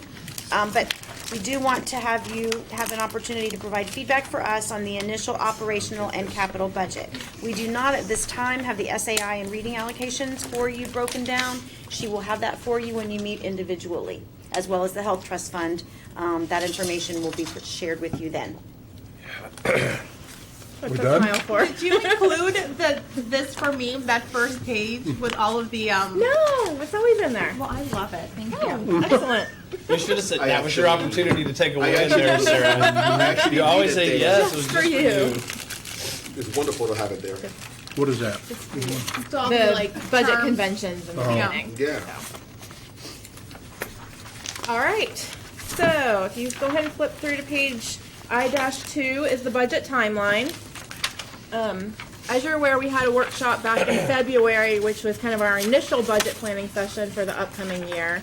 Now we're here today, if you look at the highlighted lines, here today on June 4th. This is our first board workshop for general and capital funds. And you can see some of the interim dates and deadlines for the other entities, but the next time we'll reconvene as a school board will be on July 16th, when we'll go through the tentative budget presentation. And then July 30th and September 10th are our two required public hearings to adopt the tentative millage, budget and millage, and then the final budget and millage. And then the next couple of pages are our budget conventions. Don't believe we had any changes to these for this year. We haven't made any changes in that area. Moving on to page I-6 is our FTE growth chart over the last 10 years. You can see this year, we grew, well, 2 years ago was our Puerto Rican influx with the 5.5%. This year we grew 2.6%, but with the majority of that going to the charters. And then our growth projection for next year is another 2.62%, getting us to just under 70,000 FTE. Does not include charter. This does include charter. Okay. Yeah. Do we have any data that tells us why our growth went to charters? Why those people are choosing charters? We just developed something. Probably, no, we don't. But when you have new ones open, that typically happens. You lose a few due to location and their heavy marketing approach. We continue to triple our responses to our choice fairs. This spring, we've had 2 local choice fairs, one in the Poinciana community and one on the east side, to try to make sure that we provided information as aggressively to keep parents and students informed of the choices they have with us. I think a big part of it also is just the availability of the seats. Like Dr. Pace said, when they open a new school, you have room, There's some room appeal. for them to. And their marketing. Yeah. So page I-7 and I-8 is the breakdown by school of their FTE projections compared to the current year as of the February count. So you can go through and see school by school what we're projecting for next year. And we do, at the bottom of page I-8, we do have 645 unweighted FTE held back. So we'll see if those kids show up, where they show up, and we'll allocate instructional units accordingly at that time. One of the elements of FTE that we don't have any idea what the impact will be is the most recent program out of the state for the Family Empowerment Scholarships. We are required by statute to provide communication to all of our families on free and reduced lunch about that particular scholarship. We'll be posting the information on the website and sending it out next week to those students who are attending summer school or going to our summer feeding sites, and then we're going to use electronic means of communication so that we'll basically get it to all of our families just to be safe, and we'll have to see if there's impact from that or not. Next page, I-9, is just the estimated tax roll from the property appraiser. So this is not the number that is actually used in the conference report, and then the number that will be used in the second calc that will get released in July will actually be the final taxable value that we'll get at the end of June. Page I-10, again, our 10-year history of the millage and the tax roll. And as you all know, the last several years, due to the rollback policy, you can see the RLE millage continuing to decline, and then the tax roll increase down at the bottom. Sarah and Jose also prepared, however, for you a second handout that's not in our budget book that shows the impact of the rollback rate since 2015-16. As you can see, the tax roll itself has increased significantly in 2019-20 from 21 million to 30 million, no, billion, sorry. Billion. 21 billion to 30 billion. I'm not used to talking about numbers this large. Had the RLE stayed constant, we would be looking at an additional $74 million since 2016-17. Just this year, had the rollback rate been left the same, or had they not used the rollback rate and left the levy the same as it was last year, it would have been another $4.1 million in local funds available for the district. You just lost me. These are annual numbers, right? Right. Correct. So if you So these add up to the 74. correct. So where do you get just 4 million? It's not actually on this sheet. If you just took this next year's tax roll times the 4.161 RLE of the current year, that's close to 4.1. So in other words, if they had just left Oh, us just let us hold not roll harmless back. this year. This sheet's showing if you went all the way back to the implementation of that Gotcha, policy. I had a conversation with Katrina today on some of this, and, because she's doing a little research for me, for other places in the state, but I may need you to go sit down with her, with me, to help her really, because I muddle it up pretty bad. I probably have her completely confused then. See if we can figure out how Happy to to do speak the that. same language. Mm-hmm. Yeah, just let me know. Okay, the next page, you're all used to seeing this format. Page I-11 and I-12, we actually have two different versions of this in this budget book this time. The reason for this, the first page ties to the FEFP calculation, the conference report, and it includes the best and brightest. So as you probably remember, the change this year is best and brightest used to not be part of the FEFP, and now going forward, it is going to be in there. So that's what page I-11 is. You'll see the highlighted line on line 19. 6.7 million is allocated for Osceola School District strictly for the best and brightest program. What we've done for purposes of us being able to allocate and build our budget is we've just stripped that out entirely because we have no control over that money. Oh, so it's not that they gave us control of the money, it's just that here's the money. It's in the allocation. You still have to go through the state process to be approved. You to still get it. have to follow the state process Yeah, for I just don't know where distribution they of the money. Yep. And the pot, once the pot's empty, it's empty. Yep. We don't get that amount of money necessarily. It's just Right. a placeholder. Oh, that's what I was hoping that they were going to hold it for the study. Once the pot is empty, it's empty. Correct. So in other words, I this don't want to year, guess what it is. they've expanded the criteria. So while you don't have to do an SAT or an ACT anymore, there's an amount for highly effective and effective. Then there's an amount for retention. And I'm not as familiar exactly, I haven't looked at it as closely as I should have. And then there's an amount that could be used potentially if there's some left over for non-classroom personnel that the board could establish some separate criteria for. The challenge is if you have more teachers that qualify, the money that they get is just less. It's prorated. Prorated. If you have fewer teachers that qualify, they'll take money back to the state. Oh. But even the amount that's in here right now, that'll get reallocated throughout the state once it's determined who all qualifies. But nothing gets paid out until they have the final number Until of we people know that are who going to be. Got it. But at least for this county, it will never be higher than that number. No, that's not necessarily true. It could change. We could have, if we And have how did you get that significantly more people That's the number in the The states. state calculated an estimate right now based on currently. State estimate. But yeah, it's a state estimate. Got it. But there's nothing magical that number will stay ours. And that's why for budget purposes, we did I-12 to Yeah. just take that out We of the just completely equation took it and out. And also for comparison to what we're used to seeing in prior year. To have it both. Yeah. So what I wanted to point out at the bottom though, on line 51, with the best and brightest included in there, what the state is showing is an increase of $205 or 2.87% for our district. But when you take it out and really compare apples to apples, we have a $108.39 increase per unweighted FTE, or 1.52%. So that's really our true increase.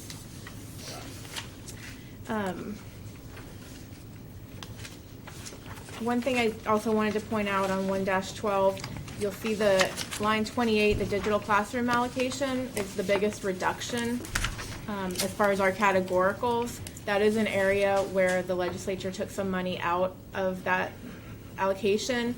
Our district is losing about $1 million there, so that would be less digital devices that we would be able to provide our students. When we get to the capital plan, what you'll see is we rather than supplementing this money out of operating funds, we've gone ahead and prioritized those operating dollars towards salaries. But then on the capital side, we're going to allocate some additional capital dollars to make sure that we're still funding computers at the same level. Why did that decrease?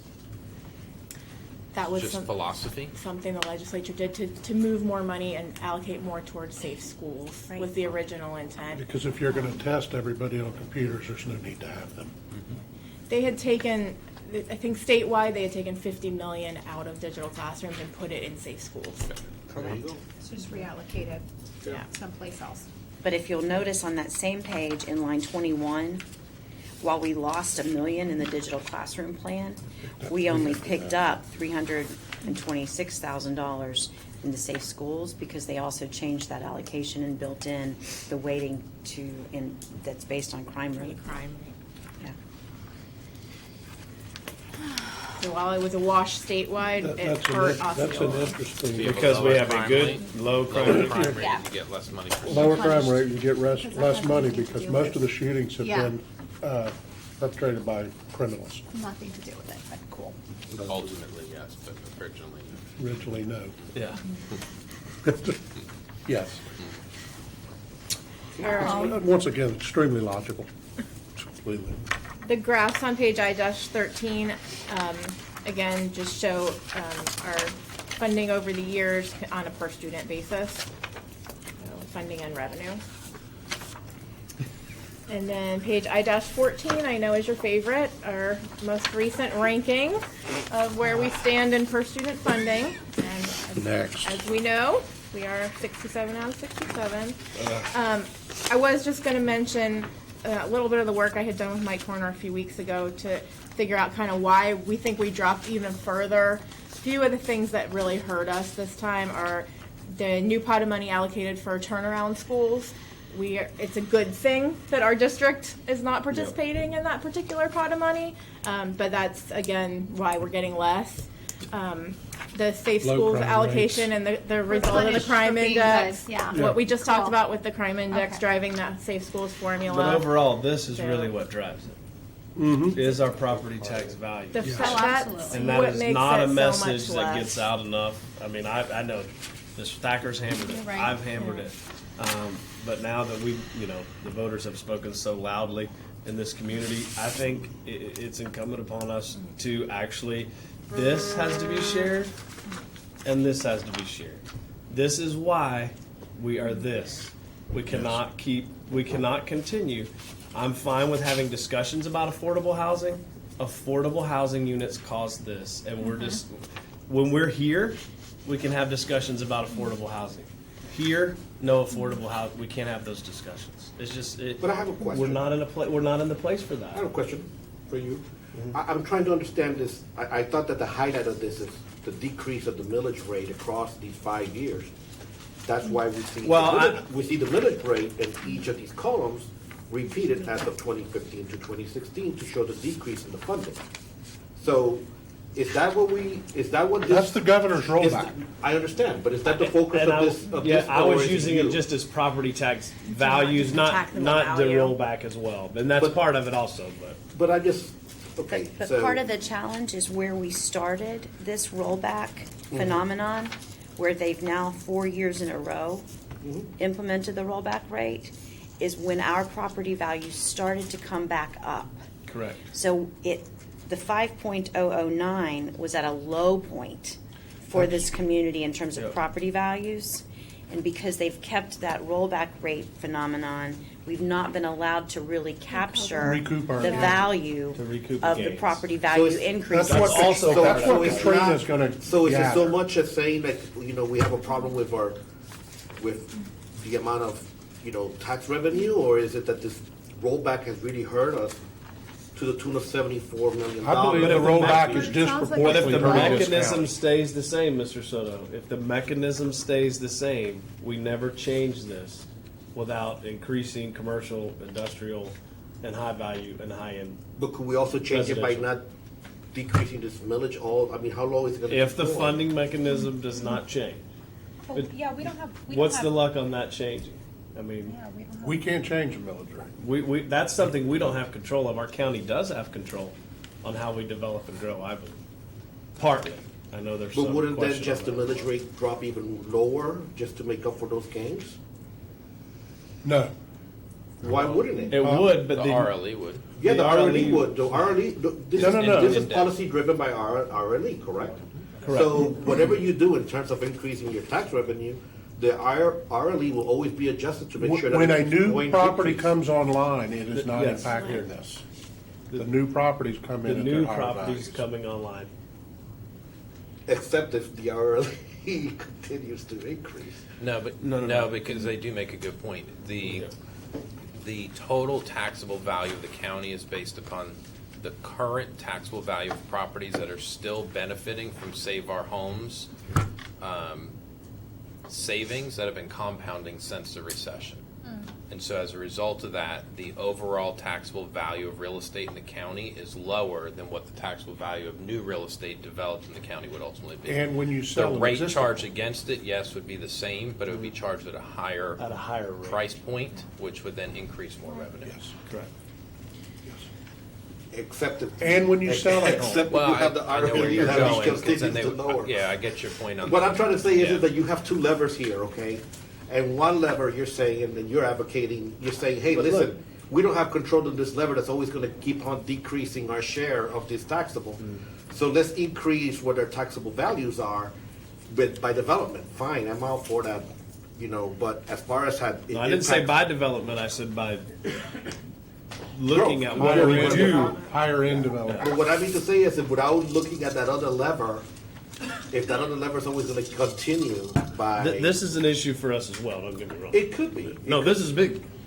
To the tune of $74 million.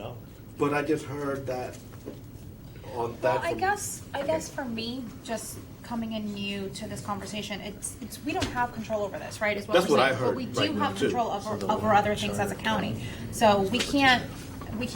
No, we've got to But if you don't continue to control fight both that. things, you're always, I'm sorry. you're always gonna be We've in got that to zero. continue to fight that. We do, Yeah. right? And in addition believe to that, we also need to make additional changes, is what I'm hearing. Yes. Jeff, I just want to, and I don't want to get off. Every district is impacted by RLE. So I just noticed something that I haven't Right, noticed. but Yeah.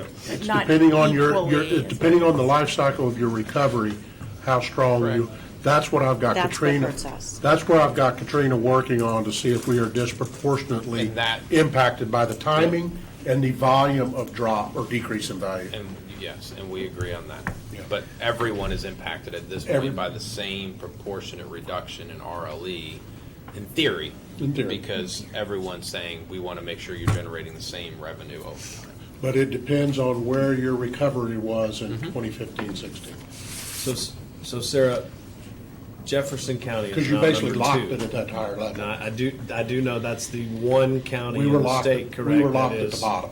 Was taken over essentially by the state and given over to charter. So how did they move all the way up to number 2? because they get more money per student for those students as a part of that turnaround charter contract. The turnaround, that's what moved them from way down here all the way. Part of to it number is two. the small districts Well, I understand. are up there anyway because they have, overhead costs get spread over fewer students and stuff. But yeah, the struggling districts receive more of those other pots of money, the scarcity supplement, the turnaround schools. They are able to participate in some of those categorical funds that we don't get any of. Were they I have to tell you, I was shocked that I some don't of think those. they were. I remember this being Monroe, Collier, Sarasota. Like it But was see, a lot they're of like those us, type they don't districts get at the very turnaround 1, 2, 3. And they would have a low crime rate, so they took a double whammy on the safe schools piece. I didn't mean to get off topic. Okay. Nope, you're fine. The next couple pages, we can flip through the FEFP components, or just definitions and explanations of each of the components. Made some updates for that, adding the mental health allocation and revising the safe schools formula. But for the most part, those are just the explanations. One of the big pieces of this too, though, comes down to the effectiveness of our delegation. We've got to be very mindful of that as well, Absolutely. is if we don't have a strong Compound delegation number. that's able to actually move the needle on legislative policy, then we're going to continue to be handed what we get. Yep. Because you look, I mean, as I was going through the list, and you start looking at some of these other counties that are in a better place for total funding per FTE, they have much stronger and more influential legislative delegation members representing their interests than we do, and that puts us at a unique disadvantage as well. I have a question. How would you define a more effective delegation? What are the components of what would make a delegation effective? One simple factor would be who is able to actually move quality legislation through, receive committee appointments, or serve on subcommittee chair roles. And pray tell, what would that mean? Describe to me something about The ability to qualities. work with your colleagues and not continually say no to every single thing, Yeah, whether so it Congressman makes sense or not. Congressman Soto would be a good example. When Yeah. he was in the minority party in the House and in the Senate, he was still a very effective legislator because he was able to work, although from the minority position, to cross party lines and work with the majority party to help influence change. And when he was there, Representative Horner and Representative Soto, then Senator Soto, were able to work in tandem on a number of issues that were able to advance. Senator Stargell, Senator Grimsley. So Yeah, if Representative they were Soto all- was still Representative our Cumby. local delegation, we would be having, according to what you're describing, we would have success. A lot of this would not, we would probably not have been 47 out. Well, I would just say it's one piece of the puzzle, I'd love right? to be Is that 57, 65. But you know, like when you and I first came on the board, and we were running up and trying to work on some of the CTE funding components and what was the other High thing? growth formula. High growth High funding growth formula and the language behind all that. We had a delegation through some of those points that we were able to work with to help advance policy changes. And then to Mr. Booth's point, you know, we also had Grimsley, who was on board with us. We had Stargell that was on board with us. Cumby. Neil was on board. And so it's the dynamics of what happens in that space that's really important to the conversation at any given time. So basically, we look at Monroe, Jefferson, we should look at the delegation. Well, that Monroe's an represent- anomaly. Monroe's just a Well, top I mean, property any, values. okay, any one of these in the Anyways. top 15, we should be looking at what kind of delegations they have. And hopefully pray or do something so we can have a similar delegation. Well, part of it is Elect I mean, people truth of it is part of it is you're looking at electing local people to those positions that have the ability to advance in a 120-member House or a 40-member Senate and find their way to a position of influence and true policy making, because otherwise the structure of the legislature impedes them from being able to be effective in the process. That's that, and we're just not there right now, and as far as our interests being represented. I just think we have continual room for growth, is what I'm saying. Room for growth. Okay, Yeah. I learned something today. And by the way, none of that's intended as an insult to our current delegation. It's more of a commentary on the importance of us as a community looking at how it is that we look at, elect, and support people for candidacy in any given office, ours included, that we're looking for people that are truly qualified, not just somebody who signed up for the position. I honestly didn't have any value judgment. I just really wanted to hear described. I think it's a very interesting theory that you're advancing. I think that it may have support, when you really look at the anecdotal data. But again, these are things that I just analyze, in a very dispassionate way. If we are 67 out of 67, and in your opinion, and this is something that I recognize you as very, very knowledgeable about, you're saying this is that it is a significant factor. The people who are representing us, I have to ask you to explain to me, what are the differences? That's all I did.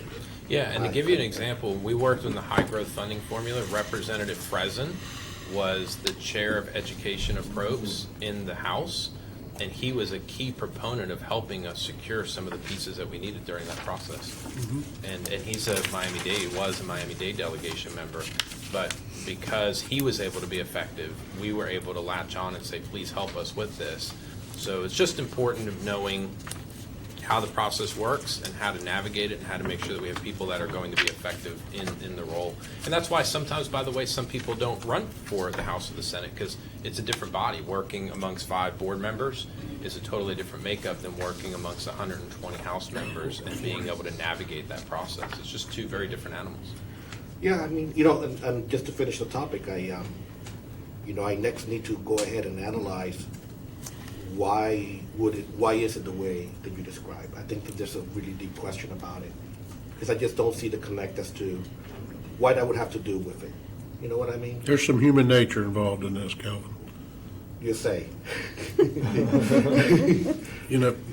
People like certain people and they don't like certain people. We're all citizens of the state of Florida, you know what I'm saying? And, and education is something that benefits society as a whole. So why the delegation has to be a significant factor would probably be something. You just made an extremely logical conversation. I just need to go ahead and roll that over a little bit. When I have some coffee. Before I stop us from ever getting another dime for our whole 69,000. I'll give the soapbox back to Wiggins. We're about to be number 68 out of 60. To bring in Lowndes County from Georgia. Give them our money. All right. Moving on. One point real quick, and I want to make it briefly. It won't bring forth any more discussion. Please, we'll never get. Yep. Really quick. It's a testament to all of you, and I wish I could have said this with the rest of the people sitting in the room. Your work, the work that we're doing, your work, that even though we're there, we still get the results that we do. And so take a lot of pride in that. You took my positive comments. No, Well said. people won't know I said that. And guess what? Now that I know it's your positive comments, I'll skip. No, it's okay. It's okay. All right, so moving on to the general fund. Page 1-2 is our general fund budget summary. Again, this just kind of puts the whole operational budget on one page, and we have it kind of in rank order of revenues and then appropriations. How hard is it to add last year's actual? Because whenever I look at anything with a budget, if I'm not looking at last year's, the numbers. Yeah, actually, we'll have that in the next round of the budget once we get. I want that when we meet individually. I can put it in this format for you Yeah, when we that's meet fine. individually. The reason we don't put the whole budget together at this point is because we kind of wait till we're Yep. further along in the current year. Same So for the- when we get to same the for tentative 1-4 budget in too. July, the whole presentation will be laid out with comparison schedules. But one of the questions that, you've asked Mr. Booth, and I know has been interested you, is you're like, well, now what percentage of the budget is really discretionary? Okay, what is it that you have just some like that flexibility number. over? Right. Well, if you look down under appropriations, you've got salaries and benefits, which in our district is 65%. That's typically much higher. But if you see 19% is going to charters, that typically a district is spending between 83 and 85% on salaries. So it's just some of it's shifted to salaries that are paid for by when you charter pull schools. that out of the Right. charter school piece, it goes to that. Then you've got your categoricals, 4.3%. That's money that we have no discretion over whatsoever. Then you have line items that are non-salary. Now, you could consider that 3.8% discretionary, but as we look at the line items, you'll see that some of them are programmatic choices that we make. Some of them are things you just have to do, like cleaning, like servicing the boilers, or fixing the stage rigging or inspecting elevators. So, those are the types of things that I wouldn't really consider discretionary, but To that point, are we getting the most value from our inspector? And- you know right. what I'm saying? No, I see. Utilities and fuel, the that's big items in there are like the property insurance premiums, the terminal pay when people leave and get paid out for their vacation leave. Those are really the big chunks that are in the line items that we don't have discretion over. And then the piece that really is the school and department non-salary. Those are your discretionary budgets for schools and departments that they have latitude and flexibility over how they spend it, that 2.6%. And then you could consider the holdback piece, the 0.8%, but to not have a reserve of FTE would be nothing that I could recommend or that you as fiduciarily responsible board members No, I've asked Sarah would that do. each year, So- just talk about the percentage. And I think it's more for I I understand because we've been doing this for 5 years, but I think sometimes it's good for the public to understand. Right. The 2.6%. 6.4, and Line then we're 38. saying a good chunk of those line items really aren't. So Yeah. I'd say probably less than 5%. Yeah. Okay? Oh, I get it. All right. All right, next page, 1-3 is the general fund long-range forecast. Same thing. Before I meet with you, can you add last year's numbers? The line item, yeah, we have that. We can actually pull that out. And I also want to say that this is because you hear this a lot with people in the community that don't understand what we do. Yeah, they're always padding those budgets. There's always money out there they can get back. They're always hiding money over here. The school district is not the case. And so just to make folks understand as we go through this process together, all of us, that's when we're really talking about a very, very small percentage. And even the holdbacks for FTE, I mean, that's really dependent on whether or not the kids show up. So if they do, we're going to have to buy a teacher for them. Yep. If they don't, we don't get that money. Yep. And that's what happened to us this year with losing the $12 million halfway through the year because the students didn't show up to meet projection. Most budgets don't have a $306 budget line item. No, they don't. You're right. And I can assure you that But Sarah and you Jose and I have them spent bonded. No, I'm not questioning the 306. I know it is. quite a bit of time on I these know line what that one items. is. I know, yeah, but I'm saying when you start I to gotta look look at the this up individual now. line items, Yeah, there's, very We need detailed. those bonds. Yeah, yeah. Yes. That's an important one. I wasn't suggesting we strike that line. I'll pitch it in. If that's All right, so on the long-range forecast, just wanted to point out, we are still working this year towards our budget of a of $500,000 surplus. We think we're in line with budget, and that's where we're hoping to end the current year. The budget for 1920 that we're presenting here today, we are planning for a $1.6 million surplus in order to keep our unassigned fund balance from declining too much, so going down from 8.7 to 8.6%. And then the out years obviously are still very dependent Now, on what happens. Back when I first got on the board, we talked about keeping this number above 9, above 9.5, around 10, and then we keep going down. But So part of that is because we prioritize the salary are you increase. feeling good Yeah, this is for the yes, positions still? Yeah. Okay. I'm comfortable with that. Now remember, this board does have an actual policy of a minimum of 6%. Yep. I'm just going to say the same thing I say all the time. We have to stay in line with this. There is a recession coming. It is a reality. And straying away from the policy that we've been using over the last some of years to guide our financial well-being into those leaner years, if and when the time comes that we ever consider departing from that, we're gonna regret that down the road. So I know we've moved a little bit here and we've adjusted along the way, but if we don't take the long look and realize that, this month alone is the month that we hit our longest expansion period in U.S. history of over 10 years. So it's coming. It's just we don't know what it will be. We don't know how deep, how much it'll hurt us. But we do know that as a whole, the economy is going to contract. So. Okay. Next couple pages are the line item detail. Again, this is probably one you want to spend some time reviewing, and you can ask questions in our one-on-one meetings. So if little Janie Respis needs an environmental center. Yeah. What do we need in the bar? I had to get that in somewhere after I heard you say that She earlier. gets like $7,000 or something, doesn't she? What do we need an environmental center for? I'm all for 14,000, 17,000. Was there anything you wanted to specifically point out? I did share with you, if you look over on the last page under Mr. Phelps, line 122, we have set aside $8,000 for the ECG study for our athletic students so that they're getting that baseline check on their electrocardio functioning. And I shared with you some data last week, I think, of the number of students already Great that data. we've Yep. identified who could potentially be at serious risk had we not had this program to participate in athletics without medical care. So just on a personal note, my 14-year-old daughter who will enter high school next year just had hers done Friday, I believe, and I just wanted to say thank you to East Lake. I may even do that as my positive comment. To East Lake Chiropractic, who's actually doing that work for $20. I mean, really, for $20.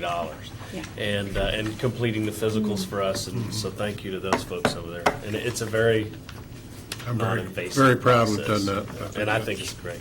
They've actually found, just at that clinic, I think 3 or 4 people. Yeah, it's been tremendous. To Clarence's point earlier, doesn't this normally have both columns to it, last year's and the proposed? We can include that in the next go round if you want. We have it. Yeah, I think every year it's been. Yeah, I can't look at it without, the numbers don't mean anything to me without seeing what's We going have on. all the final numbers. Here's a little sheet on that. So, okay, we want to have individuals, so we're right, we're letting you get through this, okay. Sorry. And feel free to send me questions ahead of time too if you need to research anything. It won't be tricky that way. Next 2 pages, 1-7, 1-8, we went ahead and included the detail of our Safe Schools funding and the SRO allocations. I know this is something we've been talking about a lot lately. So what these 2 pages will show you are all the SROs we have allocated and how we're spending the FEFP Safe Schools allocation. So that first column totaling $3.6 million, that's the actual pot of money that we've been allocated through the FEFP formula for Safe Schools. The next column, the $447,000, that's how much we're supplementing in addition to ensure that we've covered the SRO requirement. So, I know you're going to get this question because I know it came from a county commissioner last night at the meeting. Yeah. What was the increase that we received this year to pay for this? It was posed in that way, so I think you need to be prepared to answer. So it was So 300,000. 200,000 to 300,000 It or was so. 300,000. Right, remember they took $1 million away Yeah. from our digital classroom, and we only got like less than Yeah. $350. It's on this sheet, 326,000. So really, overall has been a reduction in funding, even though $650. the allocation is different. There's been other reductions that have eaten all that up. So be prepared to answer that question because Which I one believe you're asked going to that? get it from county Yeah. staff. Okay. So, later. All of the money is going to them. Oh, they know that. Yes. All right. Moving on to the capital projects fund. The first couple of pages are the 5-year capital plan. The only, just a very high-level comment I'd make based on Mr. Weissire's comment a minute ago is I think we need to be very careful if we're trying to use that impact fee budget out in outer years. I think that's a pretty big reach if we do have a slowdown at all. So, just But if we do, hopefully, if we do have a slowdown, it means that we won't need we won't be Doesn't building mean- the schools. That's what I just don't want to commit something. As long as we don't have an overabundance of folks coming in for other reasons. Well, but. yeah, Non-traditional but we're homes. always behind. Right. So, it's not like when the market slows down that all of a sudden that means we don't have to build. We still have to finish building and build out what we already have in play for the growth that we're already realizing today, so. But I agree with your comment. So what we have planned out for the next few years, obviously Celebration Island. We have 2 K-8s, assuming we can secure the Kindred site. Oh, well, we have Kindred, so we have that one scheduled, and then the Yates Road site, and plans to build a K-8 there. And then a year out from there, we would move into the Old Hickory Tree Elementary School. We've also gone ahead and allocated some money for a wing at Poinciana, the second wing at Poinciana High School, with the idea that we could potentially do a business school on that site. And keep in mind as well, because not all of you get to attend the Business Advisory Board meeting, for the impact fee collections of $50 million, this year we're on track in 18-19 to earn about $65 million. It was way over projection, but we've remained conservative based on the direction of the Business Advisory Board in projecting our out years, knowing that this year there was that period of time where we've been double collecting. Yes. So we were collecting at permit for new development, and then still collecting at CO as projects completed that didn't pay that permit piece. So we do believe that the $50 million is a conservative number. For our planning purposes moving forward. And just so everyone's clear, we weren't double collecting impact fees. We were double collecting because of the way the mechanism changed, the timing of collection took place. Thank you for clarifying so that we don't. No, I think the Realtors Association thinks we were double collecting. Certainly. And Tim was in charge of it. Certainly some of the developers do. All right. Any other questions on that page? We'll move on to page 2-4, which is the non-capacity. And a couple of things I wanted to point out on here, because as I mentioned previously, we did go ahead and add an extra $1 million towards student computers because we had lost that funding on the general fund side. So we're going to recoup that here. Same thing on this one. I need some prior year numbers. I can include the prior year and bring it for you. Probably easiest. Most of the stuff in the recurring section, we didn't make any changes unless I'm identifying it for you. So just that student computer increase. The portable rent, we always look at what we're going to need for that, and we'll true that up to what our portables are. Technology infrastructure, we did allocate a little bit more money, and there's a backup schedule showing what all that's going to. We're adding some more money for cabling and fibers for next year. And then a few of the other projects, we've added $800,000 for the Kissimmee Middle School site plan modification. And I'm sure Mr. Clinch can talk further about that project at a future facilities workshop, as well as the Neptune Middle School bus loop. So those are two new projects that we've allocated funding for in this budget. The others that we've added, we have allocated an additional $6 million in land for land purchases for the Knightsbridge property. It actually costs more than that, but we're able to use some impact fee credits to offset a portion of that purchase price.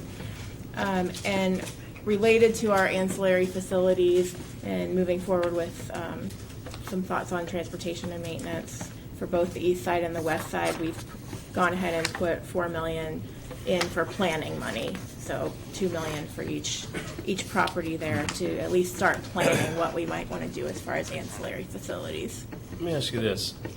Is $1 million enough for the technology?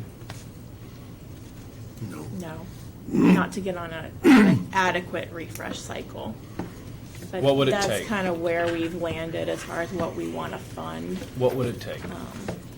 We'll have to get Peter in Pete's office to to that. I know. I don't know if you have that off the top of your head. I know Robert had done an analysis. I mean, it doesn't have to be exact back, ballpark. Is it double that? Is it triple that? It's triple? Okay. I've got some thoughts when we meet on that. Thank you. The one other thing that's not reflected in here is funding for the Gateway and OXA comprehensive renovations. So we're kind of holding off on that until we get a little further along in the scope of what we want to do with those projects. And once we have a true budget for those, then I'll be working with our financial advisor on if and when the right time is to bond some additional sales tax for those projects. Because we won't have enough sales tax cash saved up to be able to start the Gateway project in the time frame that we're most likely going to want to do that. So Do you know we'll what be our looking at current bonding bonding. capacity is? Actually, the last page of this is our COPS bonding capacity. On the sales tax side, it's more than we would want to use right now. It's probably in And the also- $300 million range, and we wouldn't bond that much right now. But the rates are going to be down next year too, in the beginning part of the year, so it may be something we'll want to look at. The kind of rule of thumb is you only want to bond what you're going to spend within the next 3 years. So we wouldn't want to bond and go spend our whole 20-year program Right. if we're not going to spend all that money right away, which we wouldn't So want apart to from do. the sales tax component, from a bonding revenue standpoint, what about, I guess I can look at the COPS. Yeah, where so we our are COPS stand bonding otherwise. capacity is definitely coming back now, because we haven't issued COPS since 2010, I guess, was our last new money issue. And has there been any additional opportunity to refinance? I think you did. No, I think we did all We of did a those. lot. I The did year we I did three came of on them, I think, board. while I was Mhm. chair. I remember, I thought you did at least one. We did, We after I was did, the superintendent. I think Sarah and the library board. 2014 and 17 were our last two. The next one that would be up was the 2009. There's really nothing there. The outstanding was so small. There's really nothing there. And then after that, we start rolling into where they were all already refunded, and rates are so low now.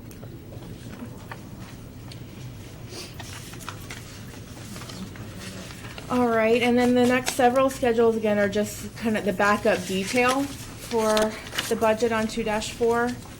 So you can take a look through those. Some of them, the ones that say carryover, are the current year's budget, just what has been spent versus what is still remaining unexpended and will carry over into next year. So you can see the safety and security budget. The majority of that money that has not been spent is to relock the district. And we have the locks. It's just a matter of getting them installed because it's been very, very hard We need to to hire get staff some. to do that. You can't find them. We've tried to contract it out. We've got a couple internal, and they just are doing one building at a time as quickly as they can to relock. It's kind of like fencing. You can't hardly find somebody to put up a fence, so our maintenance team is doing most of that work inside. I would point out on 2.3. Great idea for Tico and OTEC. Mm-hmm. We're not. While we teach fencing, while we have some fencing and locksmith apprenticeship classes. On 2.3, I would point out our intercom systems. Pete and Russell and the team with Lester and Rusty have done some amazing work with our intercom systems and phone systems so that any phone in the district can be used to initiate a lockdown.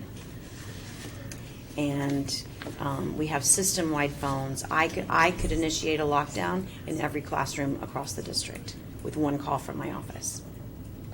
So we've come a long way toward that, and we will have formalized safety and security procedures, making sure that that is painfully clear to everybody, ready for distribution to every staff member in August. I'm never touching it on phone.